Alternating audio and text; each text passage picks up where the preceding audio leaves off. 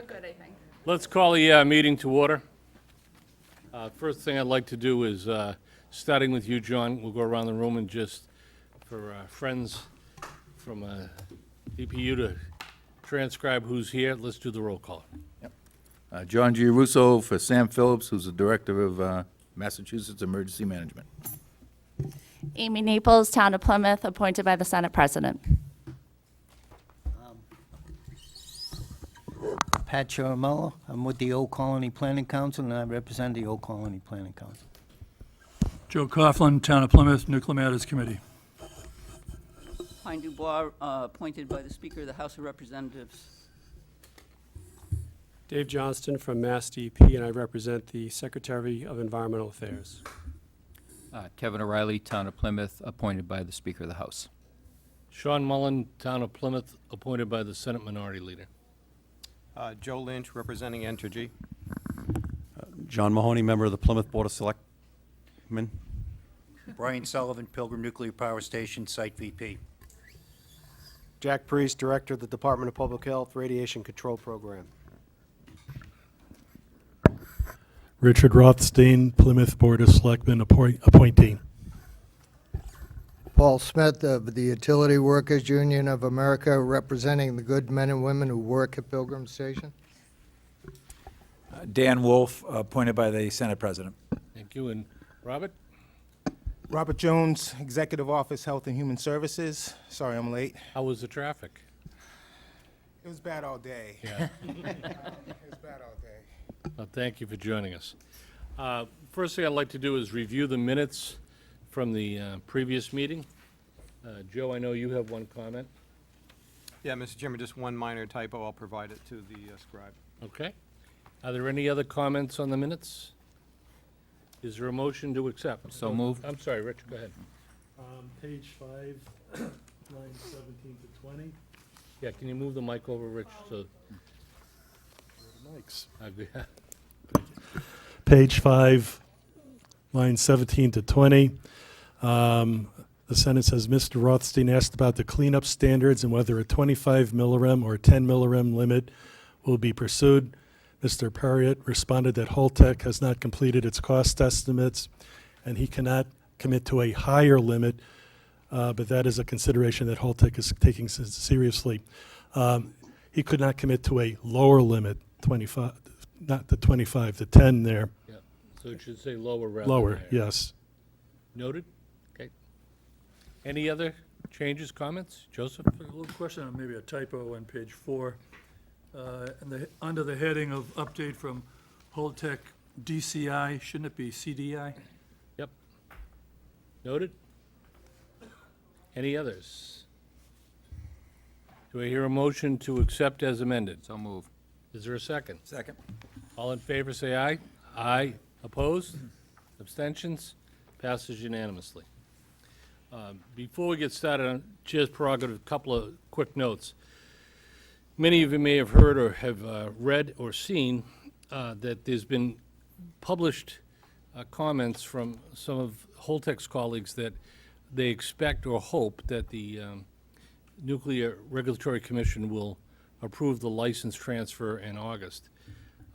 Based on those, I followed up with the NRC and have spoken with folks down there. I was a little frustrated at the first conversation because it was impossible for the people that I talked to tell us one way or the other whether that was going to happen. So what I did was I put it in writing and I memorialized our conversation, asking them to confirm or deny that the license transfer would be done in August. I got back a note that was fairly straightforward, but again, not particularly enlightening. They were neither able to confirm nor deny that it would happen, but that it could happen, but they couldn't deny that it was, and they couldn't confirm that it was. And they also said that they didn't really know where it stood. So based on that, that's all I have. But it was multiple conversations in an email that I would be glad to share. I also had an opportunity to spend quite a bit of time on the phone with our friends and colleagues at the Attorney General's office and with the EEA. And David, I'm going to let you give your update first, and then I will add the additional comments if they're not already covered by what you're going to tell us. Okay, sounds good. I'm going to guess they're not going to be covered. Yeah, pull it up close, yeah.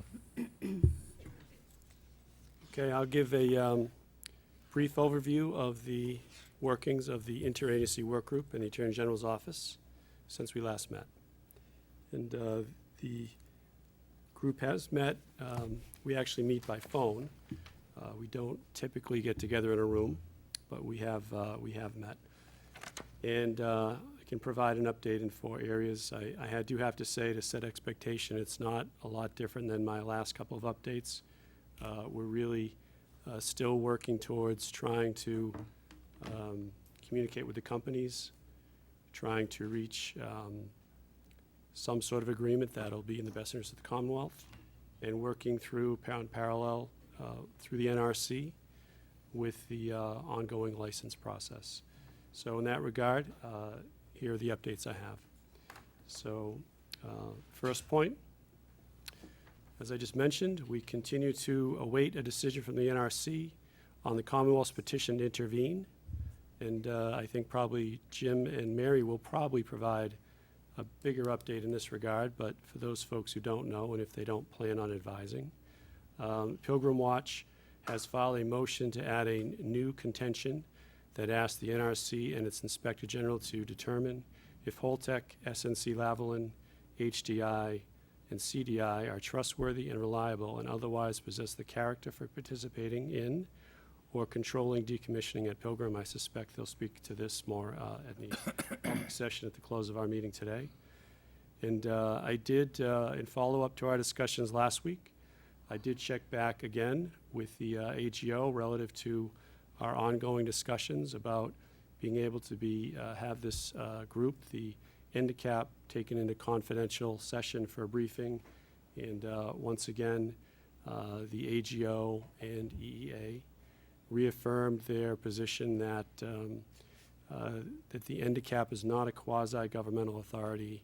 And for the same reasons we've discussed, we have folks on the NDCAP that we're actually negotiating with, so technically they're on the other side. So for those reasons, we really can't be taken into executive session. I also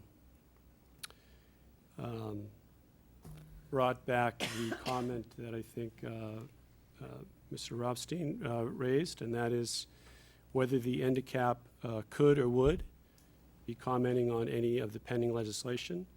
And I was informed that the Interagency Work Group is not going to be commenting on legislation. I think last time we met, I said I wasn't aware of any ongoing efforts to do that.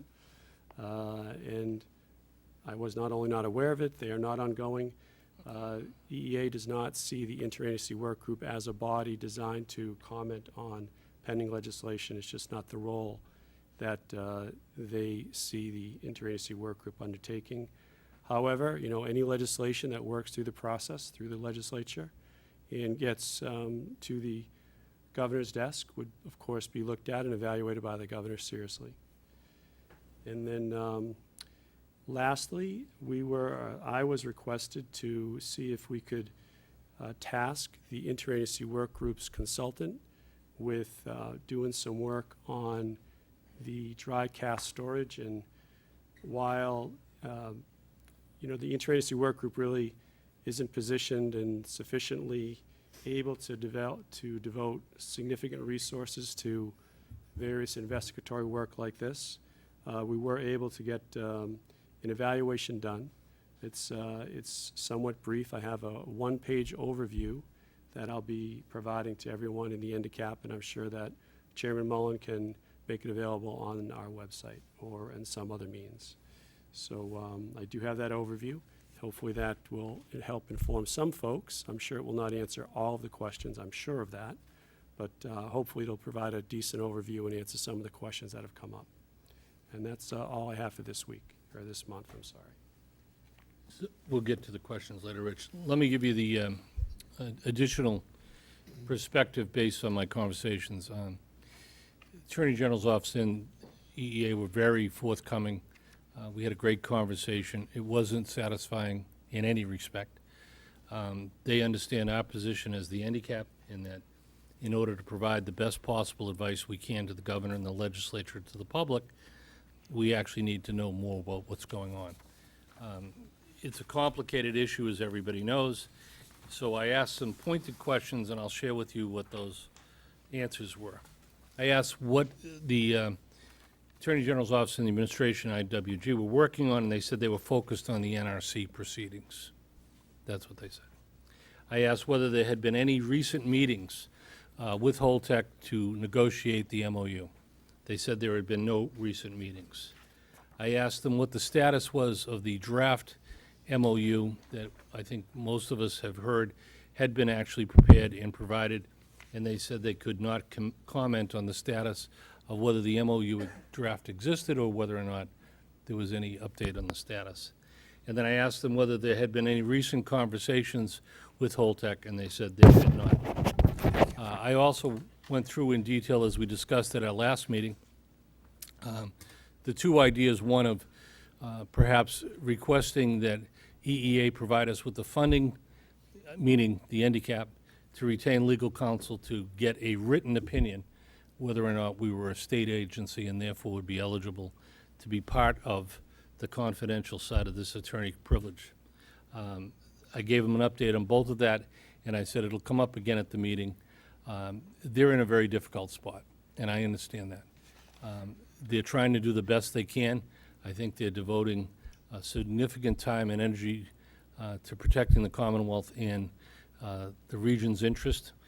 It's just very frustrating for me personally, and I think for many of you, that we can't seem to get beyond this impasse to understand what's actually going on and where it stands. So unless you have some questions, that comes from about a 45-minute conversation. That's the bottom line. Any comments, any questions? Yeah, Rich. As I've seen our Board of Selectmen from time to time, if there's a potential conflict of interest, I've seen some select board members recuse themselves from a discussion or a meeting. Is there any this question more for David too, is there any reason why a select number of members on the NDCAP who are not Entergy employees or affiliated with Entergy or Holtec or anything there could be part of an exec sesh meeting there? I don't think that point has been discussed or considered. I appreciate David trying to get to the bottom of this issue, but hearing the same response, that's something that I haven't heard brought up. I can tell you, Rich, during the conversation, we explored a lot of different ways to try to solve this problem. I honestly believe that they would like to try to figure out a way to do it as well. I think they're having some conversations. I am equally sure that there will be no resolution before our next meeting in September, at which time, perhaps, if Holtec is correct, the license transfer will already be done. So, Pine, did you have a question?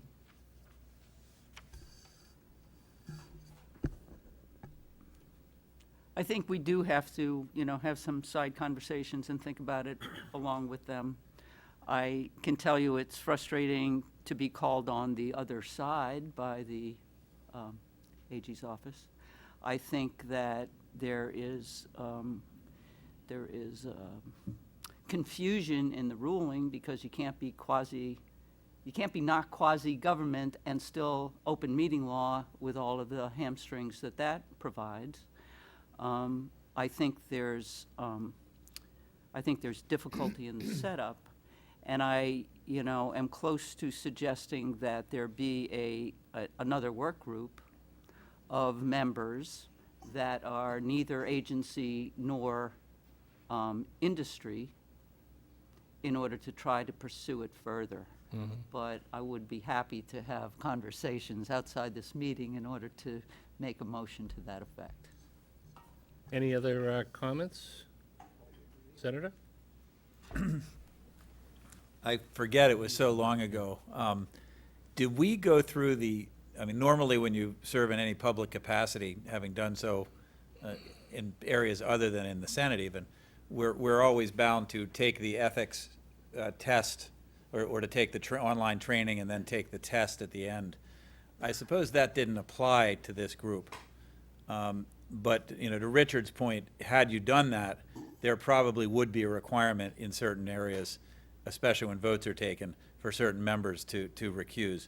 I just don't know. I mean, it goes along with the question of, are we an agency? Are we we're bound by the open meeting law? Are we bound by any of the ethics laws?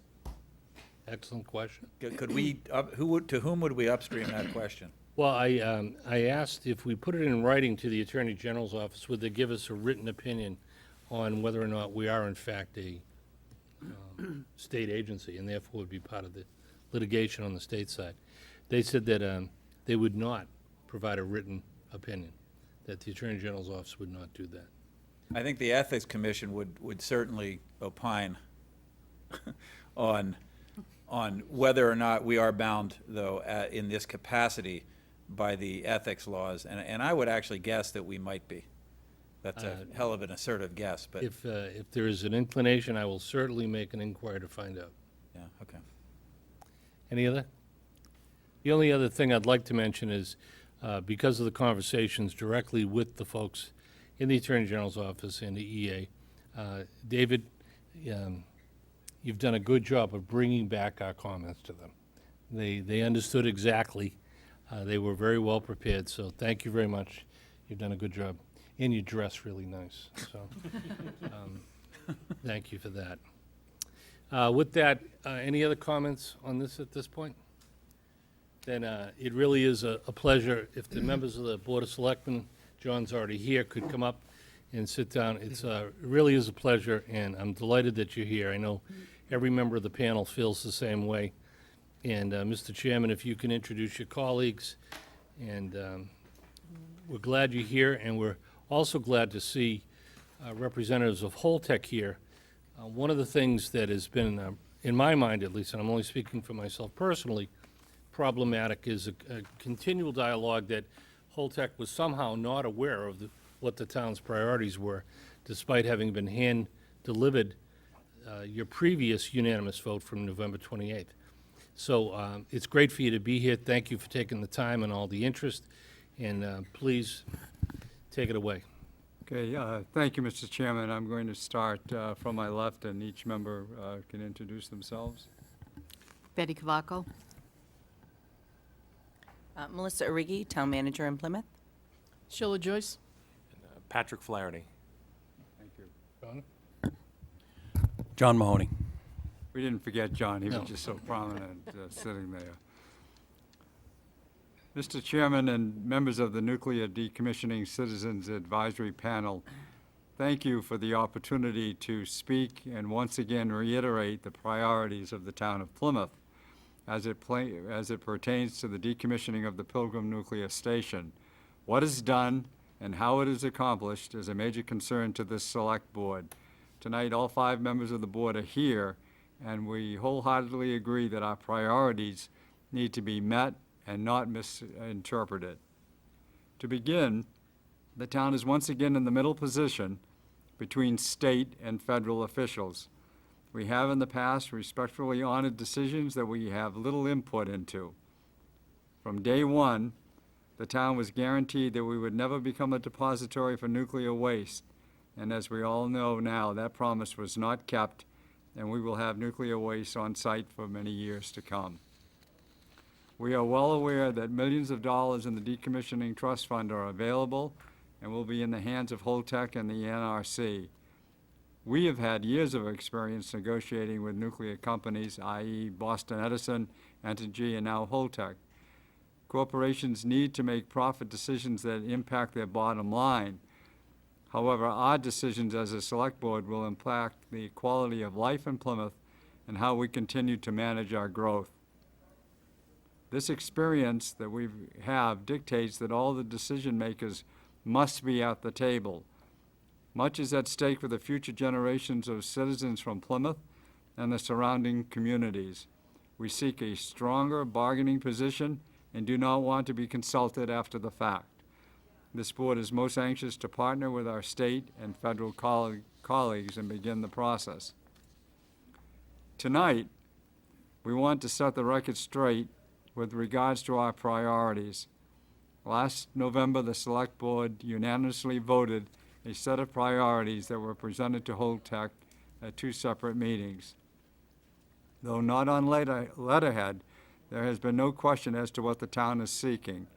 To be perfectly clear, I will submit the following 16 requests as documented in our revised letter of July 17th, 2019. And they are as follows. 1, that Holtec will commit to installing visual screening at the long-term ISFSI location on Rocky Hill Road.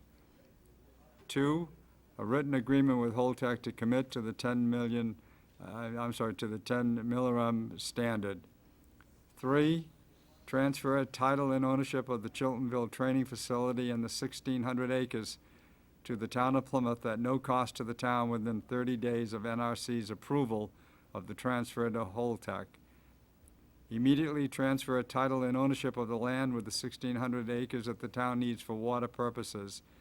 Maps have been given to Holtec previously by our town manager. Gift the town a permanent easement for boat ramp access on the site. 4, annual payments by Holtec to the town of Plymouth until 180 days after the last assembly is moved to and secured in dry casts. Thereafter, ongoing payments will be made by Holtec to the town of Plymouth in lieu of taxes at a mutually agreed-upon reduced rate until all containers are moved to a remote repository. 5, annual payments of $2.6 million by Holtec to support and maintain current levels of emergency planning until 180 days after the last assembly is moved and secured. Thereafter, ongoing payments will be made by Holtec at a mutually agreed-upon reduced rate until all containers are moved to a remote repository. 6, annual payments of $300,000 by Holtec to support and maintain current levels of community and charitable donations until 180 days after the last assembly is moved and secured. Thereafter, ongoing payments by Holtec at a mutually agreed-upon reduced rate until all containers are moved to a remote location. 7, written assurance and financial guarantees from the new Holtec LLC that the parent corporations and its successors will assume all responsibility and liability for Pilgrim's decommissioning costs if there are insufficient funds in the decommissioning trust fund to successfully complete the decommissioning. 8, written assurance and financial guarantees from the new Holtec LLC that it will address, remove, and remediate previously unknown radiological, non-radiological, and environmental conditions which are discovered during decommissioning. 9, written assurance and financial guarantees from the new Holtec LLC to provide sufficient annual funding to the Massachusetts Department of Public Health to pay for off-site radiological monitoring and testing until all spent fuel is removed from the Pilgrim site. 10, written assurance and financial guarantees from the new Holtec LLC to provide sufficient security to protect the spent fuel stored in dry cask storage at a level mutually agreed upon with the appropriate agencies until which time as all spent fuel is removed from the Pilgrim property. 11, written assurance from the new Holtec LLC that it will provide detailed financial reports to the appropriate state agencies and NDCAP on an annual basis, starting 6 months after the approval of the transfer by the NRC, which will provide a comprehensive and accurate status of the decommissioning process. 12, written assurance and financial guarantees from the new Holtec LLC that it will retain responsibility and liability for repairing or replacing any dry casks that crack or leak in the future, including but not limited to any costs associated with any damages resulting from a failure or defect with the cask. 13, written assurance and financial guarantees from the new Holtec LLC that it has based its decommissioning plans and cost estimates based on the assumption that the spent fuel will be stored on site indefinitely. 14, written assurance and financial guarantees from the new Holtec LLC that it agrees to remediate and remove any structural materials or soils containing detectable tritium, regardless of whether the level detected is below NRC requirements for license determination.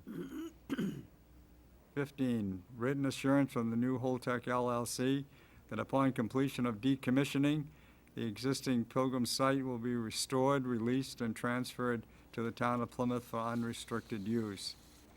16, written assurance from the new Holtec LLC that if Holtec is not able to provide employment to displaced Entergy employees, that Holtec commits to providing immediate workplace job training, outplacement services, and educational opportunities at no cost to the affected employee. Thank you for your patience with reading that list. We are looking to negotiate now, and will make ourselves available for this serious task. Once again, I emphasize that we want to meet with the decision makers to present the town's priorities and have meaningful dialogue on how to accomplish these goals. The clock on the license transfer is running out, and we will not be cornered with stalled discussions. Much is at risk and needs to be addressed immediately. This community soon celebrates 400 years of glorious success and history. We will not succumb to the priorities of others that do not respect the town and its citizenry. Respectfully, the Plymouth Board of Selectmen. Thank you. Thank you, Mr. Chairman. Would any of the members of the panel of the Select Board like to offer additional opinions? No? Any members have questions? Paul, we'll start with you. Thank you. Through the Use the chair- mic, Paul. Through the chair and to the chair, in the interest of transparency, I have to admit that I served 10 years as a town meeting member under the good Mr. Tavares. Okay, I spent 18 years on the town's Nuclear Matters Committee under the good Chairman Tavares, and I always vote for him. So with that introduction, what I can tell the good chair is that serving on the subcommittees of the NDCAP, I do hear variations of this list of demands being discussed. Looking at some of them from our point of view, some of them appear to be contradictory to each other. But I think what I hear is that the town wants to sit with the owner and negotiate on these points. And I would ask Chairman Tavares and the Board of Selectmen, do they think that NDCAP, the Nuclear Decommissioning Advisory Board, is doing that in their behalf? Because I can assure you we're not. Yeah. We would be looking for the town to sit directly with the owner, Entergy, or the new owner, Holtec, and arrive at a consensus agreement, just as was done with Entergy when we were bought 20 years ago. We are now in the position of reaching out to anyone and everyone that we feel can be of assistance to us through the Attorney General's office, through this committee, through the NRC. We have always been, as I stated earlier, in that very uncomfortable position of sometimes being taken seriously and sometimes not. So we have responsibilities to the town. We have a long list. We understand it's long, and we understand it's complicated, and there may be some repetition. But we want to begin these talks, and there have been questions that have circulated in the community that this wasn't an official list, and that's our purpose tonight, is to come and use your meeting as a platform where we can make this officially known to anyone that's questioning, what we're looking to do and how we're looking to go about it. We want to begin this process, but we're concerned about how much time there is to do this and what can transpire if we don't have some meetings set up soon. Yes, sir. I understand. I think the good chair can facilitate that, make that happen. We'll Thank try. you. Rich?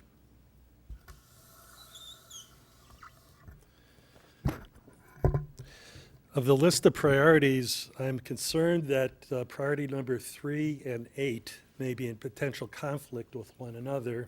Let me try to explain my concern.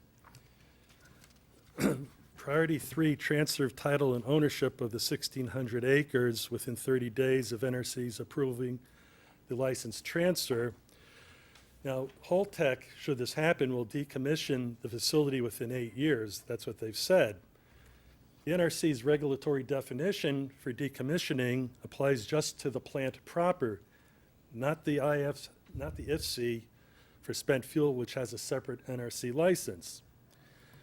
Now, jumping down to priority 8 for written assurance and financial guarantees from Holtec to address and remove and remediate previously unknown radiological and non-radiological contaminants that could be discovered during decommissioning. If the decommissioning is taking place over 8 years and there's legacy wastes buried either on the 134 acres of the plant proper or somewhere on the 1,600 acres, in the 1970s, there was a lot of Superfund sites created around the country. Things were just thrown out and buried. I'm not trying to impugn BECO or Entergy or the haulers, but what happens and who's financially and legally liable to clean up possibly the millions and millions of dollars of legacy waste if it's found, and the town has taken title and ownership of the 1,600 acres. I assume that during negotiations, all this will get fleshed out, but be careful of what you're wishing for, because you could be building something 10, 20 years from now on the 1,600 acres, and whoops, we just found something that shouldn't be there. Now what? Any other comments, questions of Mail? Joseph? Can I assume that the list, the updated list you just mentioned, is not the one that we have in our draft annual report that we've been working on? I would assume, therefore, if that's the case, then you want the most current one that you just went through in our annual reports. And this will be presented to your chair. Yep. Tonight, we have a copy of it for Okay. you. There are some changes, but Also, not to the, dramatic. with the way you presented it, and so that nobody misunderstood what the town's goals are and why, as a suggestion, you might want to also submit a extra paragraph or two just to emphasize the importance of all of these priorities that the town has. Reading them is one thing. I think to further emphasize the town's importance of it, a paragraph or two with good, solid, strong wording, I think would be helpful to serve the purposes of the town for whomever may read this, our report, once it goes forward a little later this summer. Good point, but again, our main purpose in coming this evening was to try to clear up some confusion that there seems to be out in the general public. Any other questions or comments from the panel? Then let me offer a couple quick questions. Mr. Chairman, when are you guys prepared to sit down with Holtec? Tomorrow. We are blessed to have some Holtec folks here today. When are you guys prepared to sit down with the town?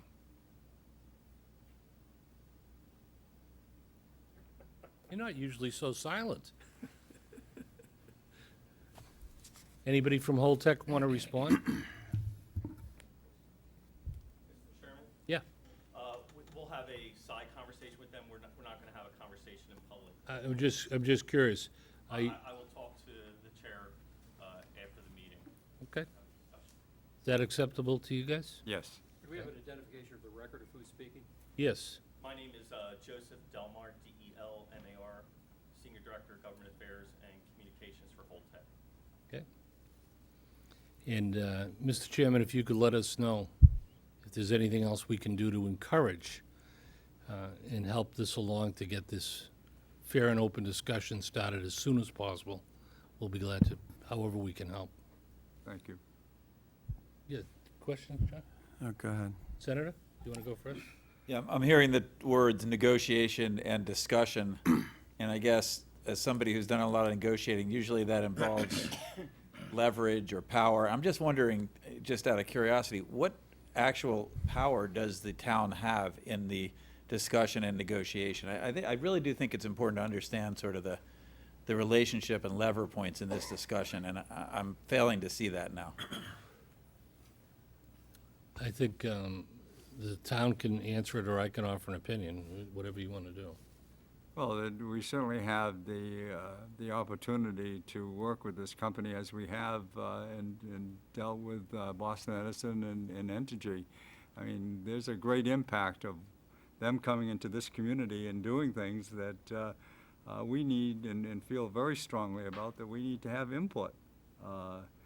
These discussions cannot be just on the level with the NRC and transferring a license. There's quite a bit that Plymouth needs to be involved with, and we want to have those open discussions soon. Again, in the past, you know, over the years, there certainly have been discussions about certain things happening, but it's always been on levels not involving the town. This is the end of the line, so to speak. The plant isn't producing power anymore. And there are a lot of things that are open questions that are left over. I mean, I've been to your meetings and sometimes walk away saying, you know, what power does NDCAP have? And I think it's going to take all of us to figure out. But I can tell you from our position, and I hope my board members, you know, will speak to it, we're not going to sit back. We can't afford to. We have over 60,000 people we're responsible for. There's a great deal of impact that can take place. It isn't going to come down on some of us that are over 65, but it's certainly going to impact future generations of this town. And we feel that there's a responsibility to sit and talk with us. And if we have to walk into a room and talk to ourselves initially to start this, we'll do it. I mean, we need people to gather around. We're starting to see things change nationally. And people are waking up to, you know, what is going to happen to this waste? What are the responsibilities? The companies that we've had over the years, you know, we've had a good relationship, but now we're getting towards something that's going to be lasting, you know, beyond us for probably, it could be hundreds of years. And we need to know what position this town is left in. And no one has that answer for us right now. Any other, Joseph? Some of us have had that discussion on that same issue in the past, and we believe that a lot is riding on this, how Holtec handles this, Holtec and its other partners, Lanolin and CDI and so forth. This is sort of the first one, if you will, under this new consortium that's set up. $1 billion in the decommissioning fund sounds like a lot. They've already applied to the NRC for several other nuclear facilities around the country that want to shut down. There's about 10 of them altogether that are likely to shut down in the next 9 or 10 years. I think that Holtec has applied for either 3 or 4 of them already in the past couple of months. These decommissioning funds, when you look at them in total, not singularly, there's a hell of a lot of money in the tens of billions of dollars at stake.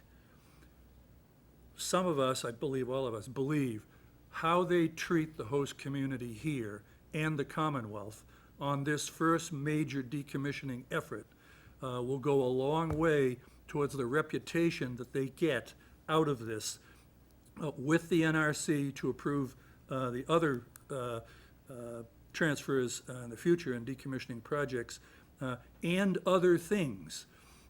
They have a permanent storage facility, if you will, in New Mexico. They're trying to get that approved by the NRC. So there's a lot at stake in how they treat our host community and the Commonwealth on this first issue. So to me, although one might argue, and Senator's got a good point, that Do we have any direct legal leverage? That may be a fair question, but I think there's a heck of a lot of other leverage that goes with this because of the kinds of reasons that I've mentioned that many of us have talked about. So you don't get to be a company the size of Holtec and be international in nature and want to stay in this growing business for the future and pass up an opportunity to look good on the first cut, which is our community and the Pilgrim facility. So the more cooperative they are in wanting to negotiate the kinds of priorities that you've laid out here for the host community, I think, a lot of us think, the better off they will be for dealing with all of these other entities around the country to do the same thing. We don't agree, disagree with that. We understand, and that's what we're hoping. We're not looking to start this with swords drawn, but we need to get to the table, we need to talk, and we need to have people there that are going to make decisions, get us immediate actions. You know, we had meetings that went back to last year. It's now time to do this on a regular basis. We've negotiated as a community many pilot agreements, and I know how long that's taken. This is much more serious and much more permanent, the decisions that we're going to make. It's more than just doing a payment in lieu of taxes. Any other panel comments? Yes, Rich. I was remiss in not thanking the Board of Selectmen and her town manager being here tonight. This is a first. I hope there'll be seconds and thirds. Ken, if I heard you correctly, time is of the essence, and you can use all the help you can get from the NDCAP, especially since you'll be trying to enter into some sort of negotiations, MOUs with Holtec if push comes to shove. There are 3 town-appointed members to the NDCAP. Our Nuclear Matters Committee, acting chair, Joe Coughlin, Selectman John Mahoney, and myself. I don't think 3 people constitutes a quorum of our NDCAP, maybe even 6 if we count Paul Smith, Rich Grassi, who's not here, and Sean Mullen, but just with the 3 appointees, do you feel that the Board of Selectmen can invite some of the NDCAP members to sit in some of your future meetings with Holtec so we can hear the discussions? Some of us have worked on the very topics that we've talked about tonight. The point I raised was just one of many, but I wanted to bring it to your attention so that you don't have to hire consultants for $100,000 or $200,000. You got folks working for free for you. Any other comments? Pine? I would just implore the Board of Selectmen to keep in mind your neighbors. So there's more than 60,000 people at stake in your negotiation. Oh, and then I did say that. Also, I agree with you. We mentioned the area communities, but how we go, the rest will go. I appreciate that, and I appreciate you coming tonight and your dedication to your community. I really do. We're well aware that there are many partners around us and people that are concerned, you know. Any other questions? Just one other one, Mr. Chairman. Has that list of priorities been formally sent to Holtec? It will be presented this evening. Perfect, thank you. If there are any other comments from the selectmen? Well, thank you very much. We do appreciate it. Thank you for your time. Hope it helped clarify. Thank you.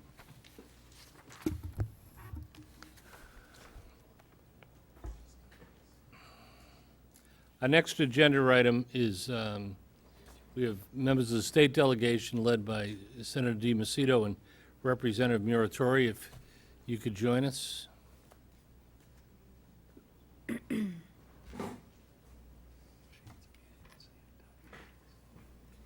Hello, everyone. Good evening. It's an honor to be before you today, and I want to thank again all of you, as I've said in the past, for your dedication to addressing this important issue for those of us in this region who will be in a position to deal with one of the earlier nuclear decommissioning sites in the Commonwealth. I know we have another site out in Western Massachusetts, but the reality is this is still a new issue for us, and it's the first merchant plant that is going to be decommissioned. And the reason I bring that up is because of the reality of the previous decommissioning, that the cost of that was borne by the ratepayers, and will consistently done because it was done in a different legislative system. This has $1 billion that we have to rely on in regards to cleaning up this site and getting it to a place where it is at least totally decommissioned, in the sense of all the spent fuel rods are removed and put into dry cast storage. I understand when I say decommissioning, there's two different terminologies to decommissioning. Some say decommissioning is when those spent fuel rods are off the site. I am speaking specifically of all of those spent fuel rods put in dry cast storage, and the entire facility is totally cleaned and brought back to virgin soil. And to that extent, we have a challenge here, because we need to do all of that within the monies that were allotted initially that the ratepayers had put in there and have grown with interest over the years, which is a little over $1 billion, as we all know. And so that's why we as a delegation have put forth some legislation to try to address those issues. I have two specific pieces of legislation that I'm going to speak of that I think the request was from the board that we speak to, and Representative Muratori is going to talk about all of the specific legislation that has been out there in regards to this, in regards to the nuclear power.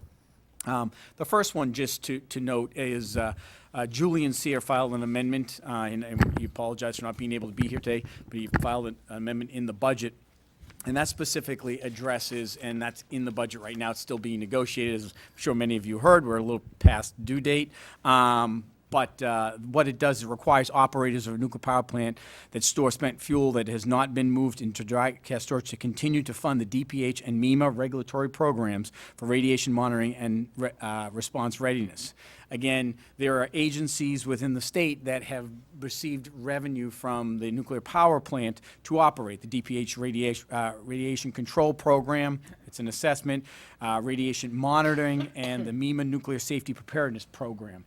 All of those have been funded, and when the plant got decommissioned, that requirement changes, and this would solidify that until those spent fuel rods are in dry cast storage, that those funds would be continued to be paid. If they're not, then ultimately that responsibility goes on to the Commonwealth of Massachusetts. And so this isn't just specifically about the town of Plymouth. This is about the Commonwealth of Massachusetts and who would be responsible for the $1 million a year. That is one piece of legislation. It was Amendment 1070. The second one is a piece of legislation that Representative Muratori and I filed, which is Senate 1949, an act protecting the taxpayers of the Commonwealth of Massachusetts. This ensures that any proposed transfer of ownership of the Pilgrim Nuclear Power Station during the decommissioning does not relieve the owner of any responsibilities or liabilities to the Commonwealth of host communities. The status right now is it's in telecommunication, utilities and energy, and the hearing has not been scheduled yet. But just to give you a little background of why we filed this piece of legislation, and again, it goes back to the fact that we talked about this $1 billion. I don't know, again, I'm not a nuclear engineer, and I don't know what it's going to take to clean up that facility and if it's all going to work out. My hope is certainly that's the case. But we're not sure of that, and if that's the case, if it comes up short and this nuclear power facility is not totally cleaned up all the way, and and we anticipate the first thing that will be done is the spent fuel rods leaving the fuel pool and going into dry cast storage. We feel pretty confident that's going to happen. But the entire cleanup of the site and bringing it back to virgin soil so that land can at some point be utilized again for some other taxpayer is something that does concern us. So we want assurances. We've tried to ask the NRC to give us some written assurances that that liability will follow, not whoever the owner is of the NRC license, whether it be Entergy or Holtec or any other derivative of those two. But the reality is we haven't gotten that. And this legislation before us would, in fact, require that we would ultimately follow the liability, follow the money for whoever's ultimately responsible to making sure that that site gets cleaned up. And I want, I want that for everyone. We probably won't be around here, but our children and our children's children will be around here. And who's dealing with the liability of a site that is ultimately not totally cleaned up is something that we all have a responsibility to. And so that's why we filed this piece of legislation. We're continuing to pursue it. Our hope is that we can, get it through the legislative process and make sure that we protect our constituents, not just for today, but into the future. With that, I'm going to turn it over to Representative Muratori, who's going to give you kind of a broad assessment of other pieces of legislation that are before the legislature regarding nuclear power. Thank you, Senator, and thank you, Chairman Mullen and committee for inviting us here tonight to be a part of this discussion. Senator Wolf, you asked the town a very good question. What is the town have as a chip to actually help with what they're looking for? And as somebody that's been dealing with this for more than a decade, as a former selectman and now state rep, we really don't, as a town or a state, have too much. But we are hopeful that with Holtec being involved, and we have both met with Holtec separately, that they will come to the table. They will work with the community, and I think, Joe, I think you have a great point that they have a lot to show to the rest of the United States, and other places are going to be closed. And we're hopeful that they are going to be able to work with the community, help the community out, and help the Commonwealth out. With that said, I just want to clarify, too, that the Senator and I are here representing a bipartisan delegation of representatives and senators from the South Shore, South Coast, and Cape Cod. We are all united on all of these pieces of legislation. There are about 10 pieces of legislation that is actually out there. That's sort of the chip that we have, Senator. However, having face-to-face negotiations with the AG's office, with the town, with the state, is obviously preferable than doing legislation. But we do have legislation because we have to do our jobs to protect the Commonwealth, to protect the citizens of the area, and protect the town of Plymouth as well. So there are 10 pieces of legislation. The Senator mentioned one. All of them are either the Joint Committee on Public Health, or, as the Senator mentioned, the Joint Committee on Telecommunication, Utilities, and Energy. We have, as a delegation, sent to the chairs of and Public Health, I believe is another one. We have sent letters to the chairs of these committees as a united front of delegates to actually request that these hearings, these bills start having hearings so we can start moving these along. Right now, they are all sitting in the committees right now, just waiting for hearings to occur. But we're hopeful that, within the next few weeks, that these hearings will take place on all these bills. Any questions or comments by members of the panel? Yes, Paul. I thank the good senator, the good representative for their tireless efforts in our behalf. But I think of like the carrot and the stick.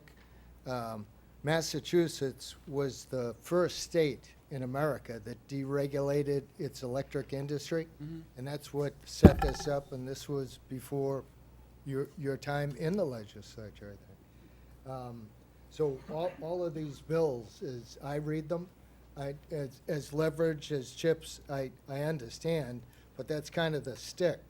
Where is the carrot? If we think of the situation in its simplest form, we intervene in the sale, we stop the transfer of the license, Entergy holds onto it, goes into safe store, and we have to live with it for the next 60 years. The alternative is to get out of the way of the sale, okay, to make all the conditions met to the satisfaction of the town and the neighbors, and get on with the decommissioning, and then do it within what was determined by the DPU at the time when they agreed to the sale price and the restructuring agreements and the truing up, and all the ratepayers were satisfied back in '98, and get on with the task at hand. And is the legislature doing anything to that end? Can I respond to the good gentleman? Please. Thank you very much. Thank you. I just figured since you say we were good, we want to return the favor there. I'm not looking at this as a stick. I'm looking at this as my job. My job is to make sure that my constituents are protected in liability. My job is to make sure that the Commonwealth is protected. Let's say that somehow this $1 billion isn't enough, and we start this process. And again, I don't know, and I know you've been in this industry a lot longer than I have, and you may feel assured, but I don't know that, and frankly, the NRC hasn't made it clear to us that that's the case.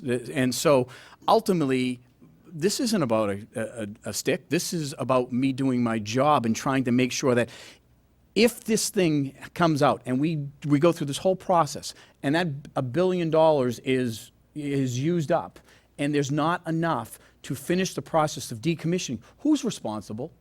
Who's responsible for that? I would dare say it is the Commonwealth of Massachusetts that is going to be responsible. I don't see this as a stick. I just see this as saying, hey, you're doing this, you feel comfortable, just say you're comfortable with it, and we're willing to sign on the dotted line that we will be able to take care of that responsibility. Wouldn't you think that that's, as far as any type of negotiation, you've been in this, you made a deal and say, I promise you that I'm going to deliver on this. I'm certain that Holtec and Entergy would want to do that. To your point, Joe, that to be a good neighbor, to say that as a host community, we're going to make sure that the host community is made whole, and there is no liability left to the host community or the Commonwealth of Massachusetts. That's how I see this. I mean, I don't see this anything more than just trying to do our job and make sure that nobody is left holding the responsibility, because Entergy, with all due respect, you guys have done, you've worked hard, you've created, you've set this up, but now you're moving on. You want to sell this piece of property and sell this nuclear power plant in this license, and somebody else is going to have the responsibility. But what happens if that is the case? Now they're gone and they're in their company. We're still here. Massachusetts is here. The town of Plymouth is still, and we still have 3,000 plus spent fuel rods that are a pretty serious issue that will be there forever. And that's where I'm coming from. And that's why I'm going to continue to advocate for this. Okay. May I respond to that? Please. 1 second, Representative. Oh. If I may respond to that as well, I think the senator is absolutely right. I think this is about doing due diligence. As Entergy did when they were looking to sell the plant, they did the due diligence. As Holtec was looking to buy the plant, they did the due diligence. The town has been doing their due diligence for a number of years now, as the chairman said, working with Boston Edison and Entergy, and now trying to work with Holtec. We as a state, I believe, and I can say this as being a former selectman, are late to the party. The state was never really involved with this. And up until just recently, when we were able to get legislation to create this is when the state really got involved. So this is us now doing our due diligence, and the senator said it very well, is that we need to make sure that all these angles are covered for the town, so that we are not holding the bag as a state or a town going forward. Is it preferable to have Holtec come in and have it completed in 8 to 9 years? Absolutely. I think if you asked any one of us individually, as legislators from the South Shore, South Coast, and Cape Cod, absolutely. Nobody's looking for that. But we just can't, we need some assurances of some of these things that the senator has brought up. So it's all part of our due diligence that we're doing. Any other? Joseph, we'll come back to you, Paul. You had indicated that you've met with both Entergy and Holtec to discuss these kinds of things. Could you share with us the sense that you've gotten with the seriousness that you've tried to convey to them about the different concerns and priorities that have been mentioned to date, the seriousness of the entire Southeast Massachusetts delegation from a legislative standpoint? We've offered it from a panel and the town's offered it from its perspective, and our adjacent communities have made comments and so forth to date. But the Southeast delegation is very important, and the legislation that you mentioned is also very important. And do you get the sense that both Entergy and Holtec realize how important all this is to the Commonwealth?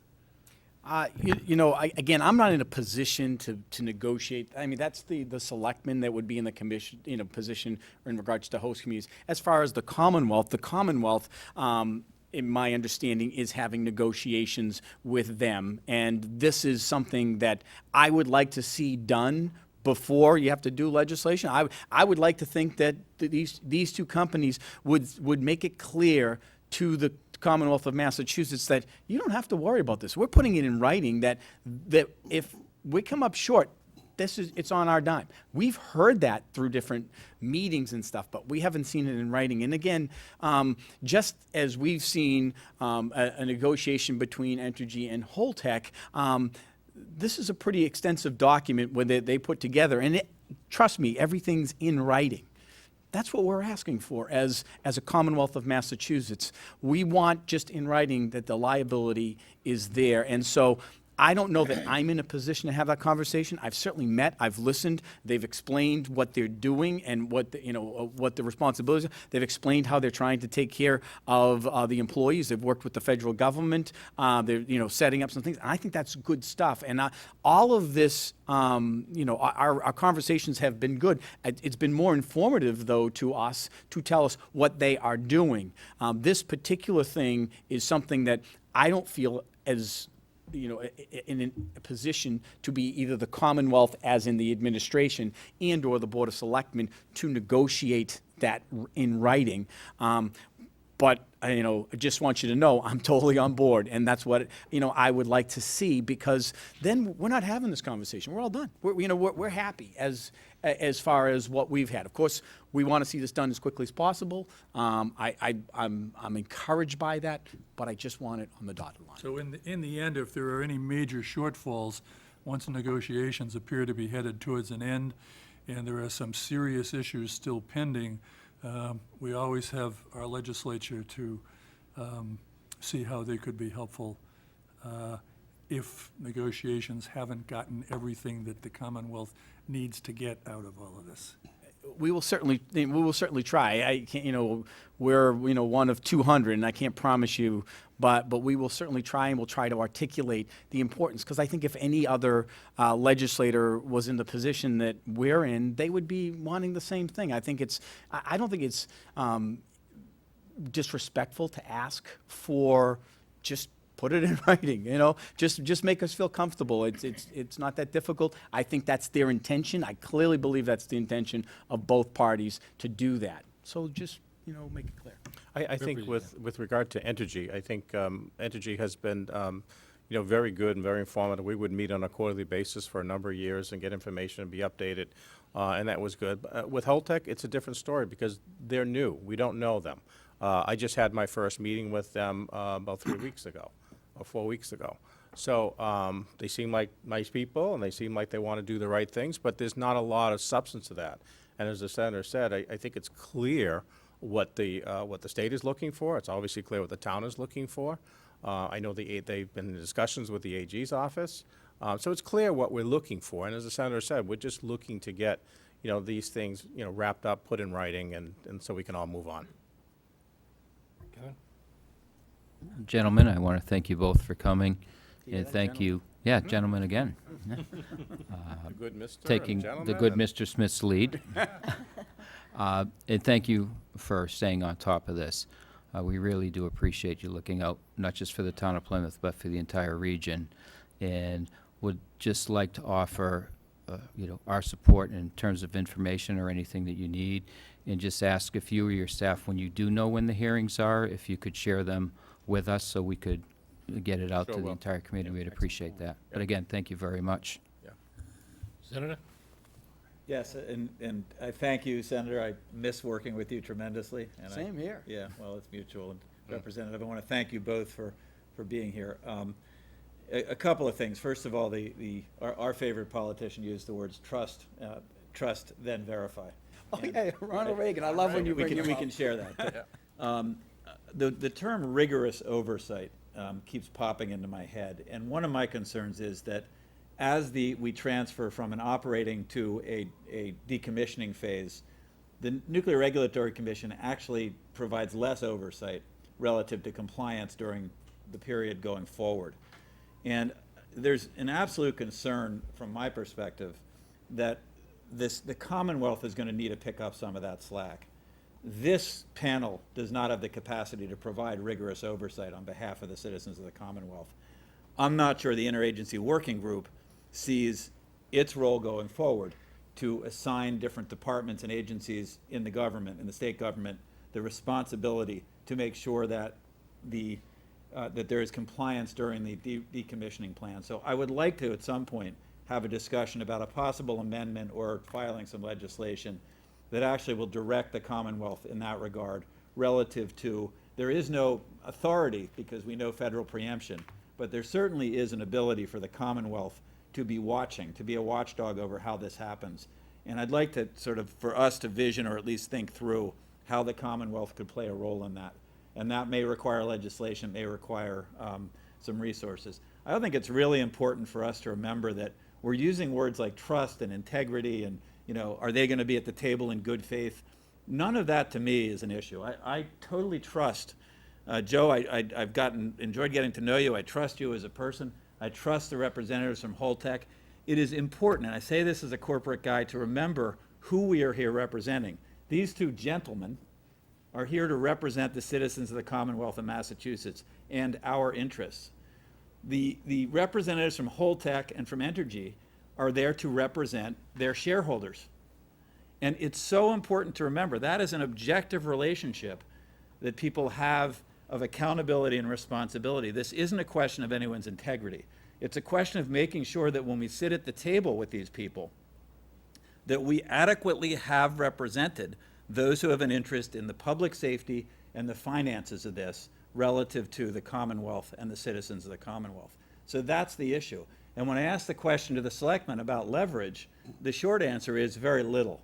And I think what we have to do, we as a group, we as a Commonwealth and representatives, is look for areas where at the table there is adequate leverage. Because with all good intention, ultimately their responsibility is to the shareholders of their corporations.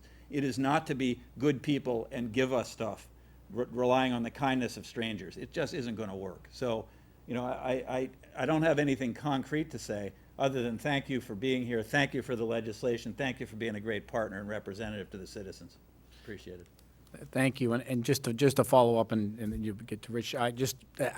Again, I hope I didn't create the perception that I don't trust or that that I think there's no integrity. As I said, all my relationships have been decent. It's been very straightforward. To Joe, I've always informative, and I appreciate that. It's just a question that my constituents are asking that what happens if.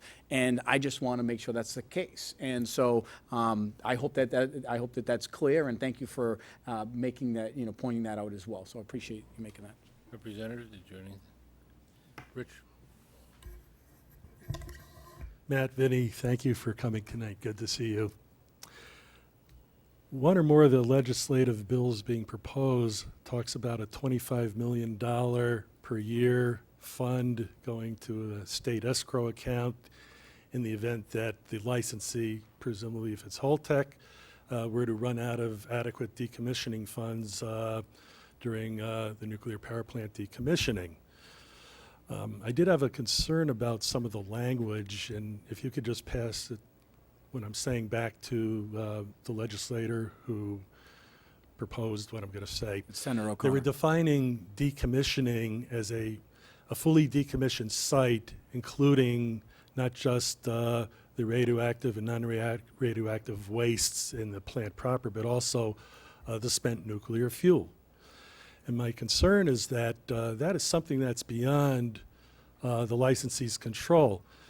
We can all hope that Holtec will have the New Mexico interim IFC licensed, approved and licensed by the NRC, and we've talked about here pecking order so that if Holtec becomes a licensee, then hopefully we're high up in the pecking order, and the spent nuclear fuel can get out of Dodge quicker than former Selectman Tony Provenzano could say, we got to get it out of Dodge. But my concern is that if things fall by the wayside and the spent nuclear fuel would have to sit here for 40 years, 50 years, whatever then we're talking about the licensee putting in maybe close to $1 billion into that escrow account. I have no problem, and I think it's good that the state is thinking about trying to get the licensee to provide some monies in an escrow account there. I would not tie it into the spent nuclear fuel because that could cause a problem, as I just described. Just to that point, that has been brought up in the past. I'm certain that the legislator, if in fact that was a tie-up, would certainly address, and through the committee process as it goes along, we try to address that. I have heard that in the past, whether it's true or not, the way that's worded. The goal, I think, from his legislation and what we've heard, is to make sure that it's a priority to get those spent fuel rods as quickly as possible in dry cask storage and go through that process and to decommission as quickly as possible. Yeah. And I brought it up because when I was serving on the Nuclear Matters Committee a couple of years ago, that's where our committee first saw that type of proposed legislation, and we discussed it at length with our committee, and it's still, the language is still there, so that's, that was the concern. Thank you. I have one final comment. Is there any other comments from the panel? Joseph? Thanks, Mr. Chairman. Just in response to Senator Wolf's question or comments about NRC oversight, being this is my 5th decommissioning plant, I can assure you that they certainly adjust their oversight to the level commensurate with the risk and the fact that we're shut down. So clearly, there'll be less oversight than an operating plant for obvious reasons, but my experience is they provide adequate oversight for the type of work. And there always will be state oversight, Commonwealth oversight for those things that are within their jurisdiction. So I think that's in place. I didn't want to let that get away without at least providing my insights and experience. And for Senator DiMacedo, your comments are well taken about having kind of belts and suspenders regarding the assurance that there's enough money. NRC has not ruled on this transfer, and I'm sure you're aware, a very critical part of that is financial assurance. So hopefully, once there is an approval, if there is an approval, that would be the type of thing you're looking for. That would also provide the assurance that whoever the licensee is, they will be ultimately responsible for providing all the funding to complete decommissioning. To that point, though, I just want to follow up with that. I specifically asked that question directly to the NRC in a meeting. Is that, could we get that in writing? And well, it's in it's in some statute. Can you give us the statute that would make that clear? They have, in both cases, have not done that. So that's my concern. Is that I'm asking the question. Just who's going to tell me that that's the case? And then I'm going to be fine. If the NRC, when they approve this, says that it will be there and it will be in statute that whoever has the license would be required, then okay, I get it. But I asked that question, and then after the fact, could you put that in writing? So the entire delegation puts that request in writing to the NRC.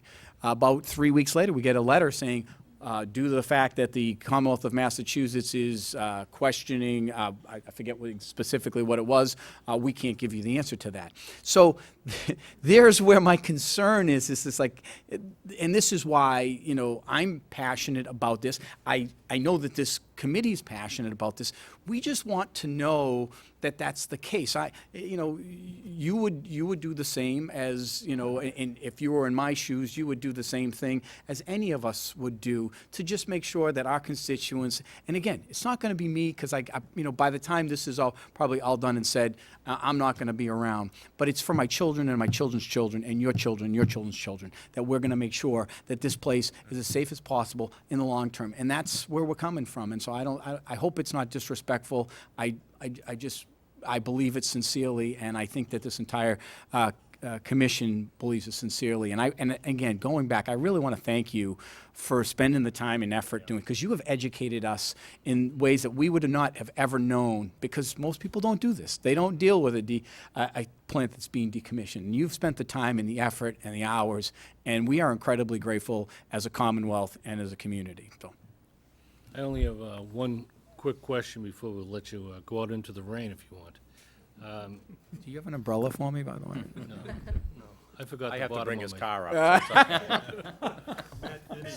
Oh, no. Still, huh? Still have- Eventually, that'll Do it, yeah. change, but if, for those of you who've not had a chance to look through the legislation, the one thing that strikes me, and it's a tribute to not only you two, but the entire delegation, from the Berkshires to Hampden County, from Hampshire County to Franklin County, Worcester, Middlesex, Essex, Barnstable, Bristol, Cape and the Islands, the diversity, both geographically and bipartisan, of the co-sponsors of this legislation is amazing.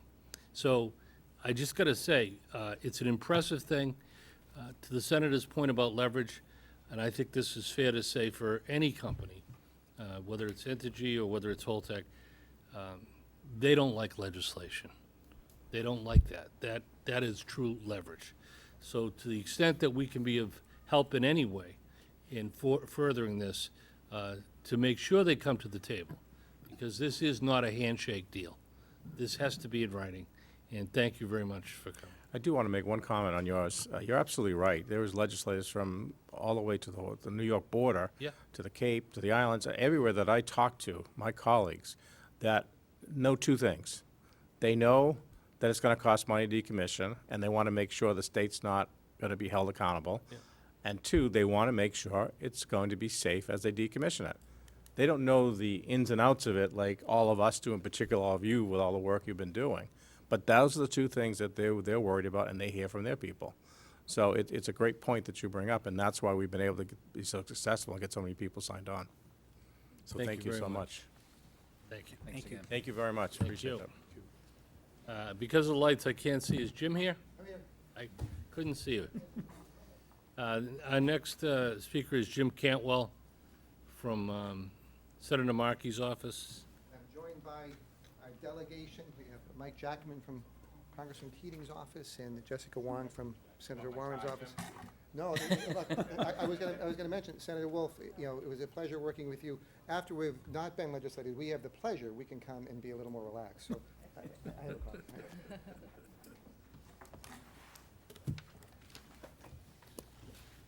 Jim, good to see you. Great to see you all.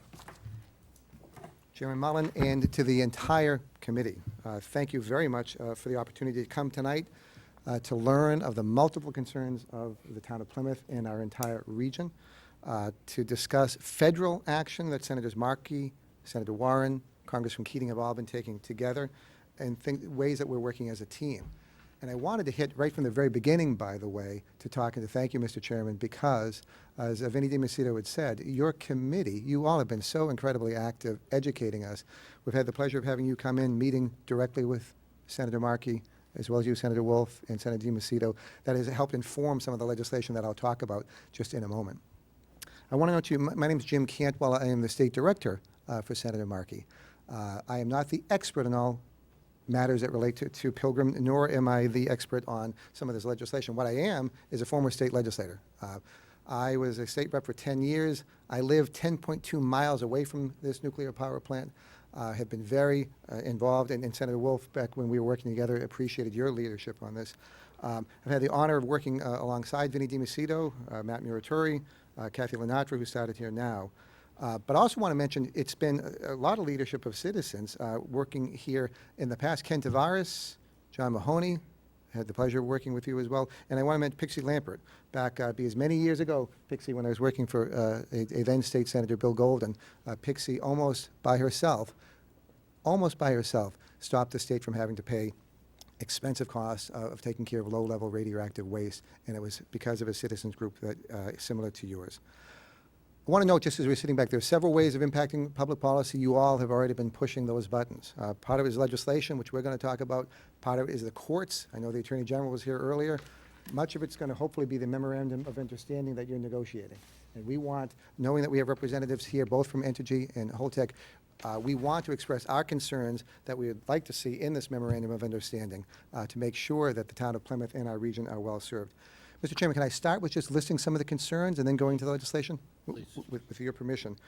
One of the concerns I've already heard here, so I won't belabor it, the concern that Senator Markey has that Holtec would have enough funds. They are our taxpayer funds. Having enough funds to make sure that in transferring the liability for cleanup costs and damages, that indeed that all of the costs will be taken by either Entergy or by Holtec, if indeed that transfer is allowed. We want to applaud Pilgrim Watch and Attorney General Maura Healey for filing those petitions to intervene with the NRC. We want to make sure that the licenses should continue to support and maintain funding for off-site radiological monitoring and testing. It's part of the Stranded Act that we'll talk about. We want to make sure that the legal responsibility for decommissioning costs, that they either are going to be coming and should be coming directly from Entergy or Holtec, but if not, we want to make sure interim costs are being covered by the sum. What were we talking before, Mr. Chairman? We're talking some $35 billion that are ratepayers' funds that we should make sure that are going to be at the disposal of our Commonwealth to make sure. I apologize. Can you hear me better? I apologize. I'm not going to start all over, but I will. So some of the other concerns, Holtec has experienced storing and transporting nuclear waste, but it has not decommissioned the plant before. It's unclear whether they'd have the expertise necessary. We want to make sure that through this transfer, that SNC Lavalin, with their experience, we want to make sure that there are enough safeguards, Senator, that you have raised previously. It was raised as a positive that Holtec is pushing for an interim storage of spent nuclear fuel at a temporary site in New Mexico. That raises a concern for us, however, whether that we'll have reasonable, safe, and actionable plans to make sure that the spent nuclear fuel at Pilgrim is taken care of properly first before it is moved on.